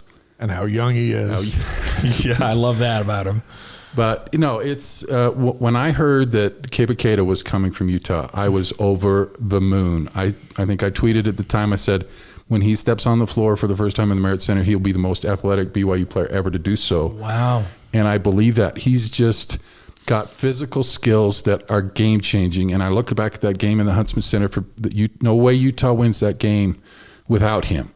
He changes the game when he's in the floor because he's so athletic and so quick and strong that it was hard for BYU to handle. Now, he's not a great offensive guy, so I think you forget. But he's a dominant player. He's a dominant player. And you know what he looks like? Yeah. David Robinson, only a little shorter. Yeah. But his shoulders are he looks like a statue. He's a lot like the kid up at Utah State that's playing in the NBA now. Just so overwhelmingly athletic that he just dominates games, and he'll get better offensively. But you combine.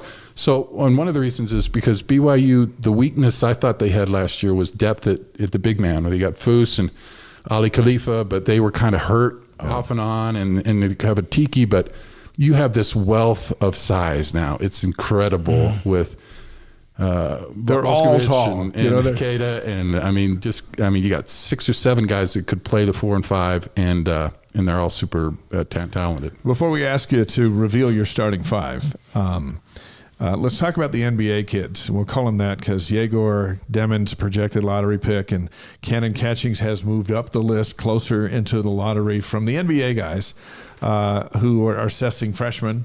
Although Jaeger's got a lot more experience coming in from Real Madrid.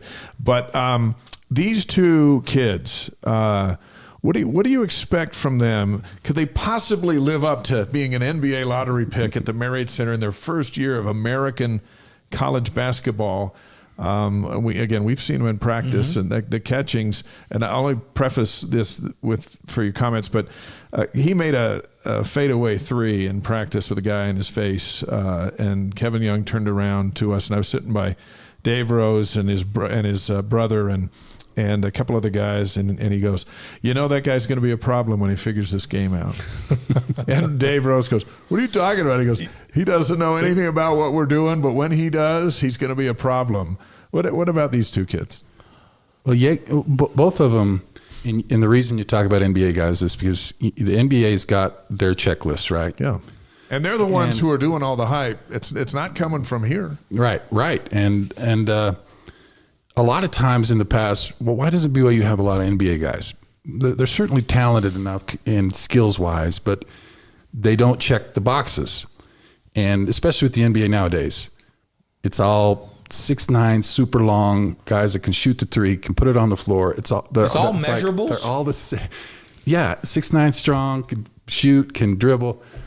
Those guys check every box, and they're so tall. I was shocked at how tall Cannon is. He's maybe the tallest guy on the team. I don't think they list him tall. He's at least 6'9". Yeah. And Yegor is that big as well. And Yegor's out there running the point as a 6'9" guy. I mean, that's NBA, right? We haven't seen that since Kreshmer Chosic. Exactly. That was a long, long time ago. Maybe Russ Larson, but it was a different game too for him. He was limited. I mean, he could have been that guy. Because he was tall and could shoot and could dribble. Anyway, the point is, BYU usually doesn't have that guy that meets all the things, and they've all got it. And Yegor, great vision too. So if you got a 6'9" guy that can play the point in the NBA and have vision and can shoot, that's why they're talking about him. I think Yegor, from what I've seen, has a little bit more to do to kind of be there. I mean, I think NBA guys will say, almost, I don't care how you do, because we want you. Yeah. We can make you We'll good. develop you. Yeah. I think Cannon's a little farther along in the progression from what I've seen. I mean, it's very limited, but Cannon is so smooth and so poised. I mean, it's like watching Dave McCann for the 19th ward running the point. I mean, just smoothness. And I know exactly what you're talking about. I don't know what you're talking about. Jackson had that smoothness about him. My brother. I mean, there's certain players you just look at him like, man, Devin was smooth. Yeah. And doesn't get rattled. So I'm just over them. And not to belittle Jackson, who is an NBA guy too, but it's almost like you're putting Jackson on steroids because he's taller and bigger, more physical, right? More physical, and still has that beautiful shot. So we'll see how it goes for Cannon. I don't want to put too much pressure on him, but I was just blown away by how good he was. Yeah, we talked about Yegor and Catchings. Back to Kate at practice. Dallin had the ball. He's coming down. He angles from the top of the key, kind of over to the junction. The defender forced him that way, and Cable was running down the right lane, and Dallin threw it up. And as soon as it left his hand, I'm like, that's not a good alley-oop. Like, it was behind. And Cable reached back with his left hand behind him and grabbed the ball with one hand, and then all in one motion threw it down and then ducked his head so he didn't hit the bottom of the backboard. And I was like, ooh, I was like, whoa. Takes a lot to kind of shock you at this point, right? It took my breath away. Like, I covered high level college basketball for a long time, and that one kind of took me back. BYU fans are going to see things in the Marriott Center they've never seen. I mean, you've had some pretty good dunkers, but not just K, but other guys. it's a whole, like when I played, if I'd have to have a gust of wind behind me just right in an open court. This is not true. Maybe I could throw it down, maybe. But these guys, we're going to see more dunks than we've ever seen. I've seen you throw a two-hand power flush right on a guy before. Come on. The first play of the blue and white was an alley-oop from Yegor to Caba, and he's. I saw another one where Yegor had the ball, and he had just come down and forced the defender to take him. It was a 3-on-2, and he dished it over for a nice, easy layup. Next time, the defender tried to bait him and jump, and he pulled the ball back. He left from about maybe a foot or so in front of the free throw line and threw it down. The point guard threw it down from a foot in front of the free throw line. I have nightmares of me trying to defend Yegor and Caba on a 2-on-1 fast break. I mean, what do you do? You just foul somebody at the top of the key. I'm so excited to see some of the athleticism that we've been able to see in practice translate out onto the floor, because this Big 12 is a league with a tremendous amount of athletes and a bunch of NBA guys in it, and BYU, they match up now, right? It was always the thing when I played, and ever since I can remember, is that BYU is going to be disadvantaged athletically, but we'll make up for it with how hard we play and discipline and running the right stuff. Did Roger Reed just walk in here?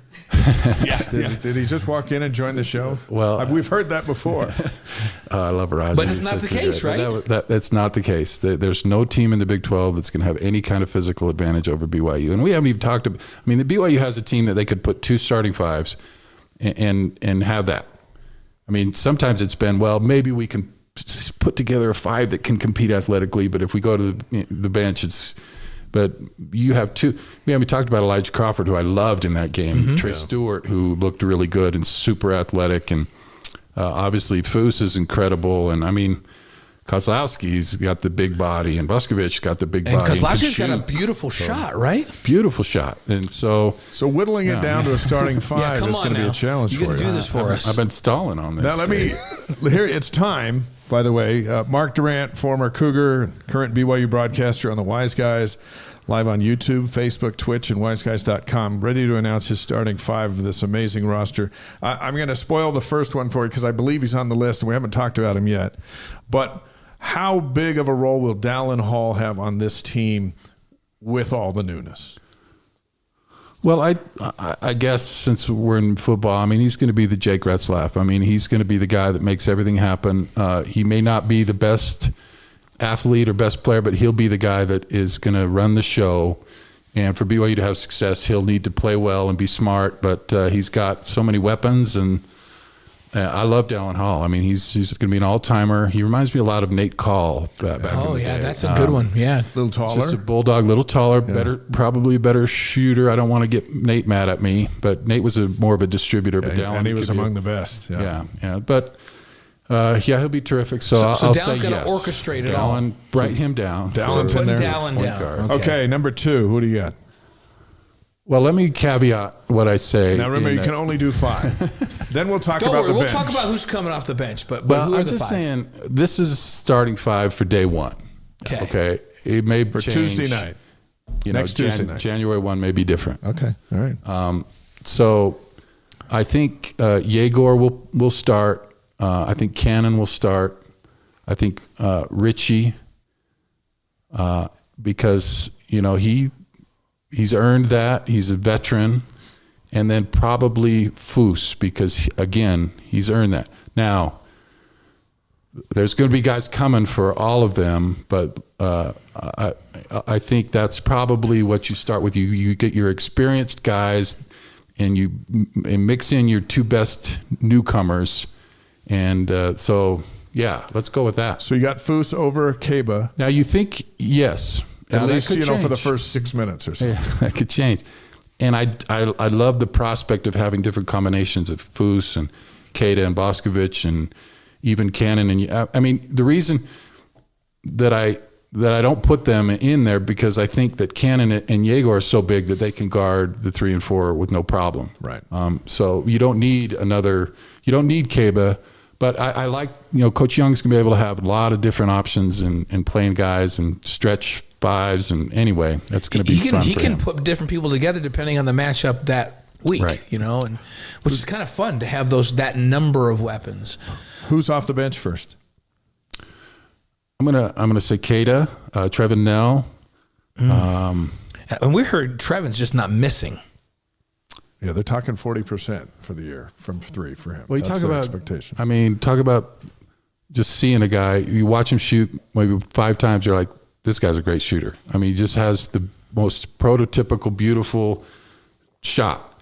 Now, he needs to be more consistent because I think BYU really could have done some damage if he was shooting better at the end of last season. That's not a knock on him because he got injured and you kind of messes with you. He never got it quite back. But if he gets it back, he has it back, yeah, he'll play plenty because that's the premium for this team will be 3-point shooting. They're going to shoot probably more than last year, and they were the number 1 team shooting threes in the country. Yeah. And Baker can shoot from out there too, right? Everybody can shoot, even Foose. Yeah. He hit 2 in that. And the thing about Foose, he just doesn't think to shoot, but you watch him, he's got a beautiful soft touch, a good free throw shooter. He can shoot it. Maybe the only guy that can't shoot from 3 is Keita, and maybe he can. I don't know. I don't think he can. Has Boscovich got a 3-point shot? He does. Oh, yeah. He does. Man. Yeah, absolutely. He does. Wow. And we haven't talked about Moet Madigan. Yeah. He can shoot. He shot a couple in that game. He has a good shot. And he's a defender, physical guy. Not the same size as so much Foose, right? Kozlowski can shoot threes. Like they have all kinds of size that can shoot. It's crazy. Are you going to redshirt Kozlowski and Crawford? Possibly, just because Kozlowski's coming off of an injury, so he's but he's full go now, right? Oh yeah. And they're just young, and not everyone can play, and that's probably going to be the challenge. And that's our next question for you: is how big of a challenge is it for Kevin Young to use these first 8 or 9 games to figure out your rotation? And can you go into the Big 12 on New Year's Eve and play 12 guys? Maybe you can. I think you can. I think that gives you an advantage. If there's not a drop-off and you can play that guy, keep people fresh, I think it's a big advantage. But it's just rare. Yeah. So I'm going to say no, but maybe he can. And that's the last piece of the puzzle for me, right? Is I'm all in on Kevin, and I'm excited about everything that he's done. But I have never seen him coach a college game. Yeah. And so I assume he can, but he's got to figure that out. And that's the real challenge for him. He's assembled this great team and stuff. Can they find the right combinations that play together well and the chemistry and all that? That's a huge part of coaching. Right. And keeping guys happy, that'll be a challenge for him. But you like being able to, try and keep guys happy rather than try and find 5 guys that can play. You just find 5 actual guys that can play. It's a good problem to have. And the other thing is, like with football, if you win, everybody feels good. Yeah. But if you start losing, then guys might say, I should, why am I not getting more time? Gary Bohannon is a great example. He was just on our Deep Blue last week, and he came here to play. And Retzlaff beat him out toward the end of fall camp, and then he hasn't lost a game. So when the guy who beat you out's 8-0, you're all in, supporting and go. But if he was 0-8, you'd be going nuts. Going, hey, why am I not in? And we've just seen winning just makes everyone happy. Yeah. At least. Yeah, my junior year, like Robbie and I had been in a big competition. It's hard to say anything when you don't ever lose. Right. And you're like, yeah, it's okay. Now, the next year, we only won 10 games. So then it was a big complaint, right? My senior year, big complaint. We only won 10. And the thing is, it's a unique situation now when you're talking about Demon and Catchings is that they're probably 1-year guys. Yeah. And so you probably maybe are a little more open to a Kozlowski redshirting because it's a real opportunity to fill that role next year. But yeah, I mean, I'm sure he'll figure it out. Of this group, Yegor and Catchings probably both one and dones, right? I think so. Yeah. That's the world nowadays. Although, with the NIL stuff, it's like, it's not, people were just leaving to make some money. I got to get out and make some money. Now they're, maybe they. Well, I know that Yegor, because we've talked to the coaches about what the selling point was to get him here. And we the big reason he's at BYU is because his parents felt like he could be developed here and made ready for the NBA. And they're trusting Coach Young and the staff to develop him because they've developed NBA folks, right? So if they say to him, you know what, he's probably still going to get drafted, but he's going to get drafted even higher next year and be ready to play right away, he might stay. Is that out of the question? I don't think so, but he's not coming here. I'm sure he loves BYU and is excited, but you growing up in Europe, Eastern Europe, you don't care about BYU. You're coming to the NBA. You're coming here to get some experience, have a good experience with the right coach to get to the NBA. That's his goal, and I don't begrudge him for that. No. But, so I think if he's a lottery guy, he's gone. I have absolutely no question. Yeah. Exhibition game on Wednesday night, and then the season opener is a week from tomorrow, November 5th. Against Central Arkansas. What do you expect to see Wednesday? Everyone will play, maybe 16. Maybe the manager might get in for a few minutes. But I'll wear my I'll wear my jock. I'll be ready to go. If you're ready, you might get in. But it's also it's the last blast. You got 40 minutes to get ready for opening night, and so they got to take it pretty serious, don't they? Yeah, I mean these games are fun because you just dying at this point to play somebody else. Yeah. And so that'll be fun for the guys. But those things for me are completely about number one rule, do not get hurt. Do not get hurt in this game. Stay healthy. That's number one. And second, it's about, I think, for Coach Young to get more information. It's all about data. I'm gonna try a lot of different combinations. Get the numbers. He's a big analytics guy, and so he's trying to figure that out. And this is just another opportunity to do that and play against a new face. And so just stay healthy and just let the guys do their thing. And Kevin brought his brother on staff, who's one of the top analytics guys in basketball. So they're going to use a lot of this analytics to. Man, I don't know how I feel. I know it's right and it's the way to go, but it's like our analytics where I shoot 75% from the free throw line. That's about as in depth as it got. That was our analytics. And now it's like, so it's crazy. You were pretty high. You were higher than that. I think it'll be interesting is that the team comes out and then the team of coaches comes out. There's more coaches on this staff than at any time in school history, and they just keep coming out. And you got the team, and then you got the scientists behind them. And you talk about Roger Reed. I'm sure he's just like shaking his head, like, man. It was like pulling teeth to get the third assistant or whatever it was. And now it's a full group. It's fun. There's a lot of chat going on. They're talking about different things, and they're asking the difference between college and pro coaching. And one of them said that Kevin Young said there's really not that much difference, but he said the biggest difference is how much practice time there is in college versus the pros, because you just keep playing. Like sometimes 2 in a row. And you don't practice in the NBA. No, you don't practice. So well, I asked him about that a little bit after the Blue and White. Say, I mean, what's your style going to be? Are you going to have to change to kind of fit the college? He's like, well, actually, college has been changing to be like the NBA. I don't really see any difference. I mean, it's going to be a lot of pick and roll stuff and isolation, and trying to maximize opportunities for the Kevin Durants or Chris Pauls or Devin Bookers. That's the kind of play that they're going to shoot a lot of threes, because that's what NBA does now. They shoot the three or drive to the hoop. It's going to be no Dave McCann little 15-foot mid-range guys. It's either shoot the three or go drive to the hoop. I love the references. Exactly. I've heard legends about you. Speaking of their stories, I know Blaine used to play pickup ball too. Yeah. And Smithfield. Oh yeah. Hey, Coach Leishman used to put a group of football guys to go scrimmage the women's all team. you football guys so thought you could play. You all thought you could play, and you'd get destroyed. Wait, don't forget that my team won the Intramurals championship. And they used to play it in the Marriott Center. And by the way, rolled in some thugs. 2 teams of football players played in the championship game that year. Todd Shell and his Arizona team, who's a first-round draft pick in the NFL, against Robbie Bosco and I and the team we put together. You know what we did, though, Mark? We just said, here's the thing. Who are the best basketball players on this football team? Well, the tight ends. They're all 6'6" and 6'7", and they all played high school. We're just going to go get every tight end on this team. We're going to put a team together. That's what Robbie and I did, and we were good because of it. I wasn't going to play against you guys because you're just bound to get hurt. Because That's true. You can't get that mindset out of just hitting people. It's like, this is basketball. A couple more questions for Mark Durant. Dave's getting fed up with us. Let's talk about A.J. Dybantsa. Nation's which we can on this show, by which the way. we can. The nation's top basketball recruit. Visit BYU for a third time a couple of weeks ago. Most recruiting insiders say BYU's in the lead on this kid. What if they get him? Well, I think it would be a continuation of kind of the game changing here, where you're talking about BYU being a destination for potential pro players and one and dones and that kind of thing. And that's amazing to me.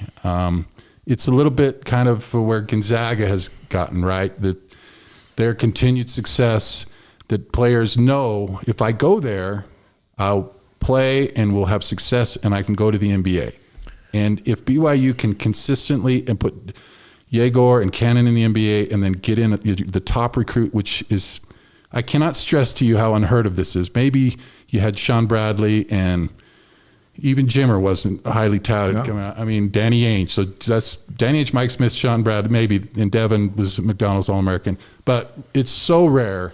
And now you're putting an assembly line of those types of players together. It's crazy. It's incredible. So if you can, that's another coup, and it's going to build on your success, and hopefully he has success, and then it's just the big machine going, right? And even with Devin and with Danny, they were highly, highly recruited, but nobody was saying they might be the number 1 overall pick in the NBA draft next year. That's a whole other level.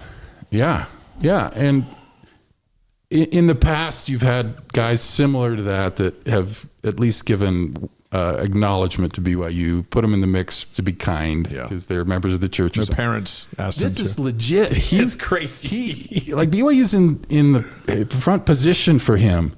And a credit to a lot of behind-the-scenes guys in high school sports here in Utah and Wasatch Academy and other schools that are developing. And it's become a place where the best players in the world are coming. And then because BYU's in the back door, there's a relationship there. They see it, and it becomes a viable option for them. The wildness, and you hit on it a moment ago, the wildness is we're here in that spot today in late October, and no games have been played. Kevin Young's, that stuff is a week away, but it's the guys he's got here that we're talking about. And DeBansa and JJ Marticourt, said by some of his coaches of his AAU's group that they might be the best player ever out of the state of Hawaii, like ever. And he was here on his visit for the Arizona game. I gave him a tour of BYU TV over the summer. That's going to seal the deal. Great kid. That usually does. That's usually the bam, they're in. Hey, I had AJ's parents twice. I mean, they've been at campus 3 times. That's how serious they are.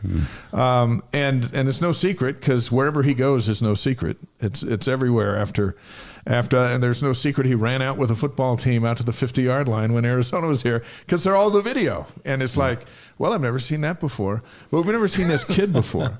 But when I gave him a tour of BYU TV and had a chance to visit with him, he's every much 18. Right? And we've all had 18-year-olds, so I know what that's like. But the hype on his skills has him at 30, in the eyes of everyone trying to get him.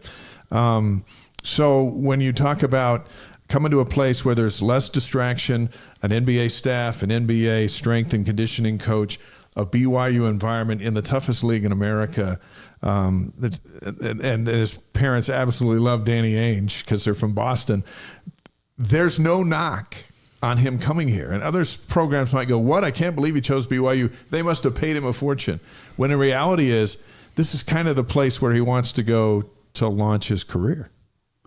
I think that's right. And I think the perception of BYU is changing for a lot of parents and players that, this whole honor code was such a scary thing in the past. And I think a lot of kids are craving that kind of thing nowadays, and the right environment and a good environment, and with all the political situations that, like a Jake Retzlaff can come here and feel loved and appreciated. And there's a lot of that. But with that said, even if with all the good things, you need to be able to at least be competitive with the money, because it's to some extent parenting malpractice to encourage your kid to go somewhere where they have a chance to make that kind of life-changing money at that age. Yeah.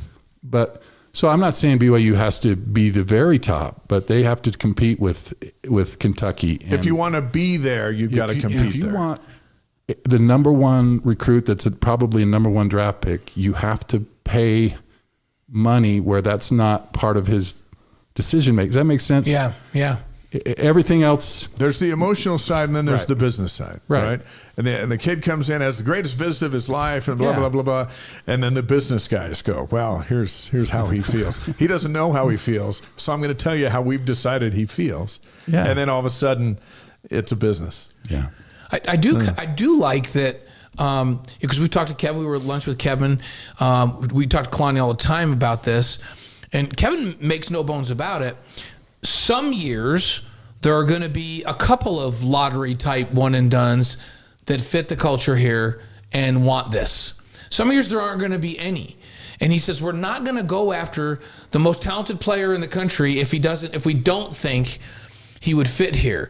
That the culture and the honor code wouldn't be a good thing for him. He doesn't come from a family that wouldn't think that is a good thing. So he's kind of drawn a line saying, we're going to lead with the honor code as a big advantage to somebody that's really serious about basketball and will embrace it. But if we look at a kid and our research shows that he's not going to do okay here from a cultural perspective, we won't go after him. And Kalani says the same thing all the time. We're going to lead with it. If it's not an advantage for the person we're recruiting, then we're not going to recruit him. Can they still win with that mentality? Well, that's the big question. That's the big discussion for many years, right?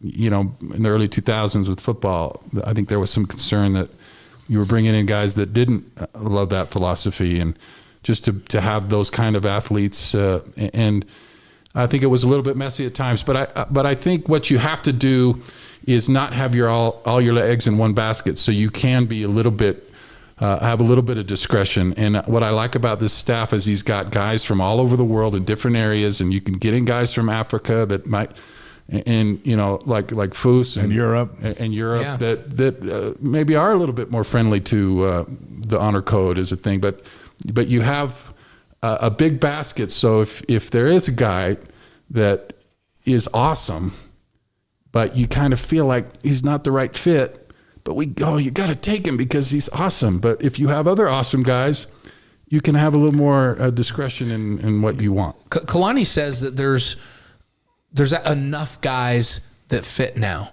where maybe that wasn't the case back then. He goes, no, there's enough people, to your point, where in the way the world is right now, there's enough kids out there that would embrace it, that we can be okay. And I think Kevin feels the same way. And maybe the world's a little bit different than it was 20 years ago. That kind of puts a smile on my face that there's enough families and kids out there that both Kevin and Kalani feel like, no, we can recruit the right kids, and there's enough of them out there now, and with the net that's so big around the world. Like, is there a better place for a Muslim or a Jewish kid to come play sports than BYU right now?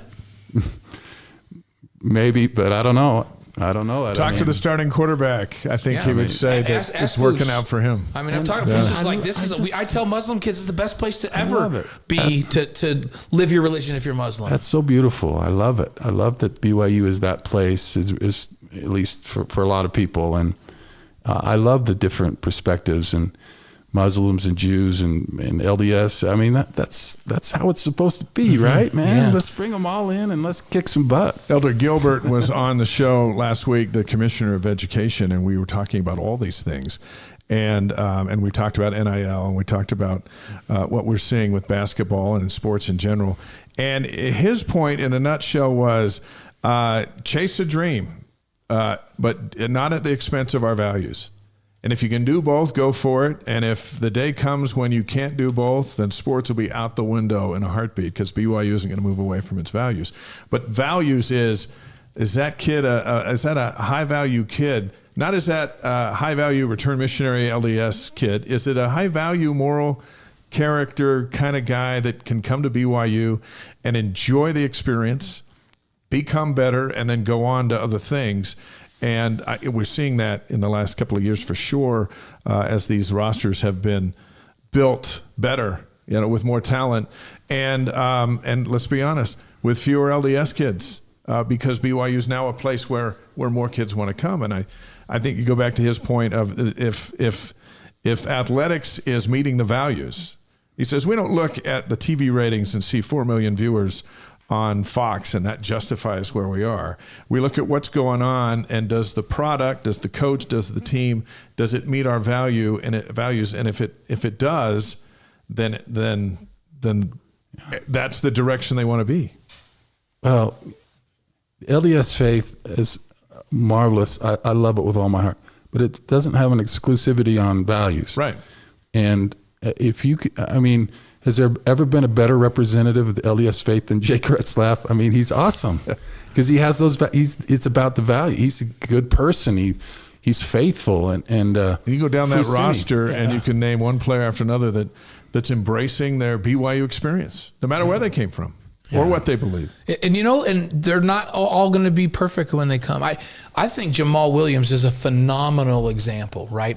Because Jamal comes, they recruit him, and his mom, I love Jamal Williams' mom, by the way. I think she's she's one of the best people I've ever met, right? And Jamal comes, he gets in a little bit of trouble. And he has to decide what he's going to do because he's got to sit out a semester and apply to come back into BYU. And he doesn't shy away from that. He talks about it. And now he's had a really good year. So now USC wants him and Arizona State wants him and everybody wants him, right? For good reason. He's an NFL talent. And now the word's out. This is an NFL talent. We didn't recruit him out of high school, but hey, come here. There's no honor code here. And what does his mom do? Oh, no. He committed to BYU. We sent him to BYU for a reason. He knew what the honor code was. And he's going to go to a junior college so he's academically eligible. And he will be back at BYU and he will finish at BYU because they made a commitment to him and he made a commitment to them. And this is what we wanted in the first place, and he will come back. I love her even more because of that, right? And what a great lesson she taught her son, Jamal Williams. And what a great representative of BYU Jamal Williams is. Oh, he's the best. And he came back to BYU and he did his thing. And so they're not all going to be perfect while they're here. There's probably a lot of stories that you know about and I know about that have happened like that. But I think BYU's gotten better at dealing with problems like that. I love the honor. I want BYU to be different and special. That's what it's all about. But if someone does struggle with it, let's not, cast them off. Let's say, hey, brother, it's going to be a problem if you keep doing this. But man, if you can kind of, do this, and we love you, and have a little empathy and mercy, which I think BYU is doing better at now. That it can be a beautiful story and Jamal's is a great example. I'm mad Packers traded him. So Jamal comes back, and then he becomes the all-time leading rusher. Yeah. And now he's got a job in the NFL. And Kalani always says to the kids, listen, I know you're not perfect. None of us are perfect. And so, but if your desire and your passion is to live this and become a better person, no matter what your faith is, then we'll figure out how to work with you and help you do that. Now, if you've come here and we miscalculated, and behind the scenes in your mind, you're saying, I have no intention of ever living up to that because I don't believe in it and I don't want to have anything to do with it, and I just thought I could get away with some things, well, then we need to help you find someplace else to be. Yeah. But if your desire is to do this and you slip up, we're here for you. And isn't that how it's supposed to be? Isn't that what the gospel of Jesus Christ is about? Isn't that how we should be treating all these kids? And I can tell you from behind the scenes, I've seen Kalani do that over and over again. But also I've seen him say to kids, well, if this is your true intent now, then we need to find someplace else for you. And we'll help you find someplace else because this isn't the place for you. Isn't that the way we ought to be? Amen, brother. This is like a devotional we're giving here. This is good stuff, man. just keep your story off Sports Center so we can work with you. Yes. Once it gets out like that, then you're forced to you're defending who you are, and that doesn't happen very often. It's happened in the past, and we've learned a lot through that process of good ways and bad ways. Let's wrap up with Mark Durant with 5 questions presented by. Before we do those, on the chat, people are asking what Devin's up to. And, we've had Devin, but they want to know what Devin's up to, too. Yeah, Devin is living up outside of Rexburg, Idaho. He's a real estate guy. He owns some apartments up there, and a lot of his family moved up there. So he decided to go up to Idaho. Got to be by the kids and the grandkids, right? He's living a beautiful life. And I tell you what, he's the greatest brother. He's so kind and good, and everything that you would want in a person. He is that person. He's just remarkable. I mean, as great as he was at basketball, he's just such a good person and such a great brother. Anyway, I had to say that because I love him so much. Yeah, no, that's when awesome. he had his new book out, he was in and a chance to talk about it. Yeah, a couple people asked about what's Devin up to, so I want to make sure we hit that before we get you with the 5 questions. Let's hit you with this. I'm ready. 5 questions presented by Strategy Square, delivering connection, clarity, and confidence in business and marketing strategies. We've done the original. Is this so like this is Family different. Feud where it's the top answers? Or No, this is just either or. Just These my are either either or. or. Your Like, would you answers. rather kind of question. okay. You know, That's so. We're not going to debate your answers because these are you. Yeah, this is You're this. not going to David Muir me and fact check me. No. There's no. So here we go. There's very little fact checking And on this program. These are fun. So, first question is a big one: Red Vines or Twizzlers?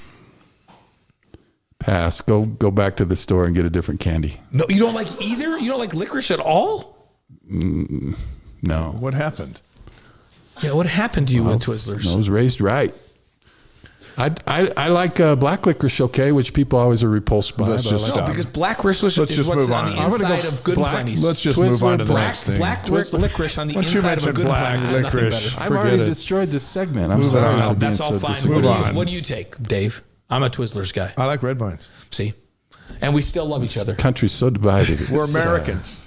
But here's the thing. We can have a good debate about it, and we can agree to disagree. Yeah. That's the difference. The So- saddest day for me is when those 50-cent boxes of red vines were replaced by Twizzlers at the Marriott Center. I don't know what year it was, but Probably it affected all of us. 1953, I think. they I did can eat that, Good Dave. Plenty's all day long. Let's which give him have a black recovery. licorice inside of them. Let's do a recovery question. Okay, Big Mac or I'm Whopper? gonna do better. Whopper, definitely, because Whopper. Yeah, Whopper, flame broiled, Yeah. Okay. solid. All right. No, nothing wrong with that. He likes a Big Mac, I think. I do You like tried a the Big Mac. Chicken Big Mac. No, I've seen the picture, but I haven't dared order. Sometimes I'm really feeling it, and I want a double beef Whopper. I don't know if I want a double patty chicken sandwich. You can order a double beef Whopper. Of course. It's yeah. like 3. Like I don't know how much. It's Listen, like 3 pounds. I didn't get to look like this by eating a single Whopper. Are you kidding me? That's training table right there. So, which Halloween candy? Twix, Snickers, or Reese's? Or is there something else we're not getting? Twix, definitely. Twix is solid, but hey, listen. I was thinking about this the other day. Don't sleep on Milky Way, man. That's Oh, been you know what? a solid performer for a long time. I It's like Milky Way. I Don't ate a sleep couple on- of those the other but day. Twix, Milky definitely Way comes off the Twix. bench, he's going to get you a double-double. Yes, he's the Yeah. Richie Saunders of candy. Is Three Musketeers okay too? Nah. Well, I don't know. I wouldn't pick I it, don't but know. I would. Because Milky Way's got the creamy caramel and the nougat, and the the Milky Way's chocolate. or the Three Musketeers is just the nougat. You gotta have caramel in there. That's why Okay. Twix Okay, wins. so there you go. Milky Way or Twix. There you go. Okay, this is a tough one. Van Halen, Rush, or REO Speedwagon? Boy, if I didn't say Rush, the Greg would disown me. Greg's not here This today. would be- Greg, don't let he Greg gets his own influence you with his questions. nonsense. There would be no 28th season if I don't want to listen to any of them, to be honest with you. Who's your best? Van Halen? Van Halen. That's on the list. I know. He said, "What's the those. best of I those?" thought you said you didn't want to listen to any of them. I'm Van Halen also. Okay. Yeah, Van Halen. That's they're all classics. He's AC/DC all the way. They're in the same family. Yeah. Yeah. Same rock, know. same classic rock family. Yeah. Okay, team you want to beat the most. Here's your options. Utah. Okay. Because it was going to be Kansas. We had Kansas this and is Arizona. In basketball, though. Kansas, Arizona, or Utah. Oh, In basketball only. You'd think we were just going to throw out the Utes, right? We're going to make it difficult. Kansas, Arizona, or Utah. And they're all in the league now. And they're all playing at the Marriott Center Yep, and this it's year. all at the Marriott Center. Who you want? That Kansas win was sweet. that was the greatest win ever. Yeah, it was It was awesome. amazing. This may go to the level of PTSD I have from growing up in Salt Lake, but I probably say Utah. Still Utah. Okay. It's true to the core. You know what? I'm having a hard time with Utah because I really like Greg Smith. It's harder because they're not good. They're not good, and he's such a good dude. And he's not going to be around much longer if they don't I'm fix it. surprised that because I think a lot of him too. Yeah. And listen, they beat BYU last year, so. And But BYU beat Kansas last year, so I know, that's- I want to get the win Going for to the Utah. team. Okay, he's going Utah. Listen, we appreciate you. You're the only one I know that will bring your wife on a date night to the Wise Guys. Yes. And then Merrily, have her thanks in the for green coming. room for an hour. I think it's awesome. Thank you for bringing him. He's amazing on this show, though. I gotta have to take her out to a nice dinner now. You guys pay me for this, right? Yeah. See our accountant on the way out. We have gifts. So. Hey, good luck on your 28th season. Your first class, and a good friend of ours, and we just happy to have you. We love having you on. And people mentioned earlier, because it's all the way up on the chat now, but beyond where we can see, multiple people were talking about you on Twitter. And there's a guy that says, I'm from Chile, and I still think he's hilarious. And I don't know what that means, but it's curious. That means the language barrier doesn't get in the way. I got a big following in Chile. If you don't, maybe he meant he was in Chili's. Yeah, he has a big following in Chili's too. But he did say something about Chile. But I think he meant he was in Chile as a country, and you're still funny even in Chile with the language barriers. That's kind of, but let me just say that one of my favorite follows on Twitter. If you don't follow Mark on Twitter, you should. You don't need to follow me. It's not that. It's awesome. It's nothing good. But I found in my life, I just really appreciate guys that are awesome guys that love BYU, and you two have done so much for BYU. And devoted your lives in a lot of respects to that, and you got to be thanked for that, because you provide a great service to fans, of which I am a huge fan. So thank you for all you do. You're nice. Next time, why don't you lead with that? And Dave used to be in Vegas. Lead with that, and then we just finish Vegas on something else. He gave me free golf a couple times down in Vegas. So he's the worst golf hookup ever. Those were different times. He knew Billy Walters Golf, that owns like 12 courses. Before the scandal. And he never he did take us out to Bali High a couple of times. And I appreciate that you had Ty on first as my warm-up act. He was an okay athlete as well. And so that's why we scheduled that. It's not by everything done here is by design. Here's the thing: we don't just bring great athletes on. You have to be a dual threat. You have to be a great athlete and an amazing human being, or you don't come on this show. Wow! Thanks for making the exception. No, gosh. All right, we'll see you. We'll see you over there on Wednesday. Right, we'll see you Wednesday. Yeah, thanks. Great, Mark Durant. You're calling the exhibition, right? Yeah. Calling it. Greg and I'll call it. We thought we had it, but we don't have the game till next week. But we're gonna go watch the game. No pregame. Just start at 7, and we'll go. Go for it. Okay. Awesome. See you Wednesday, brother. Enjoy your 28th season of his 28th season. Make him take you out for a Whopper on the way home. I wanted it. All right. She wants a Whopper on the way home. Yes, I love it. So Mark Durant with us, fantastic, and he and Greg will handle the radio. You and I will handle a lot of the TV this year, and it's quite a tandem to be involved in such a group. And Cougars going to be interesting. There's no question about it. There's a lot going on campus, and we're going to speed up our voices and get a little bit more in as we wrap up tonight. But it's such a big time. Women's basketball, they've got their first exhibition game tomorrow night. That's on BYU radio, I believe. Westminster is at BYU. And then their opener is Idaho in Provo next Wednesday, November 6th, 7 o'clock Mountain Time on ESPN+. Yeah. Women's soccer is now 7-5-5. They're 5-2-3 in conference. What a crazy record that is. Yeah, I know. So many ties. They defeated Houston 3-0. They defeated number 14 Texas Tech. It's a big upset, 2-1.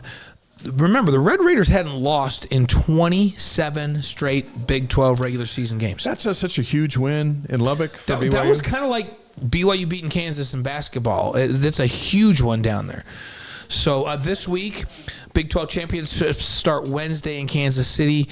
BYU's the 4 seed, and they get a first-round bye because of that 4 seed. The quarterfinals is BYU versus Oklahoma State or Cincinnati. Whoever wins that one. Saturday at 10:30 a.m. Mountain on ESPN+. Which Jen Rockwood, the best of luck. Yes. She just wins in the postseason, and she understands has a how really to play. young team. Yep. Women's volleyball, they're 13-6, 6-3 in the Big 12, 10-2 at home, number 20 in today's national rankings. Beat Colorado over in Boulder 3-1 this week. Arizona State is at BYU Thursday at 7. That's Halloween night. And then Arizona is at BYU Saturday at 1. Both those Mountain Time, both available on ESPN+. How about cross country? The women who are currently ranked number 1 in the nation. Amazing. They're the defending Big 12 champs. The men are nationally ranked number 2.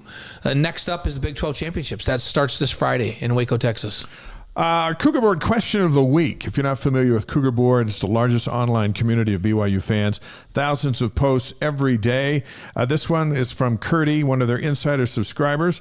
It's a question about BYU Utah, so we'll roll out with that before we get to a couple of notes on this day. But he asked, Blaine, and He says, during the long losing streak to Utah, it seems the game got in our players' minds. I believe everyone from those teams are gone, but how do we make sure mental aspects don't take over and greatly affect the play of the Cougs? I will note that BYU beat Utah in 2021, the last time they played. So there aren't any kids on the team that lost to Utah. They haven't played. There's a couple kids that at Salt beat Utah Lake since, 2018. Yeah. But the head game, and we've heard that before, and for a while there it did seem like, when BYU went a decade without beating them, they had a physical edge. They had a psychological edge. They didn't make the mistakes when BYU did. Mm-hmm. That wasn't the case in 21, and there's no reason to believe it's going to be the case on November 9th. What do you think about that? Yeah, I don't think that there's a big, because as you mentioned, there's nobody here, and a lot of these kids don't know anything about the rivalry. Do you know what I mean? And it's, to me, this is another game. Kalani will get them amped up for this game. BYU's not going to have a hard time getting up because there's so much on the line for their season right now. At 8-0, ranked in the top 10, chance to play in the college football playoff. Believe me, their preparation will be meticulous.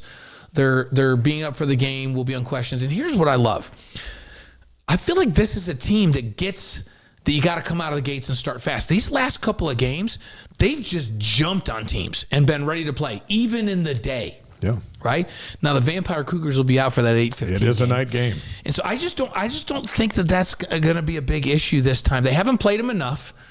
The kids don't have enough history with them. The last time they played, they won.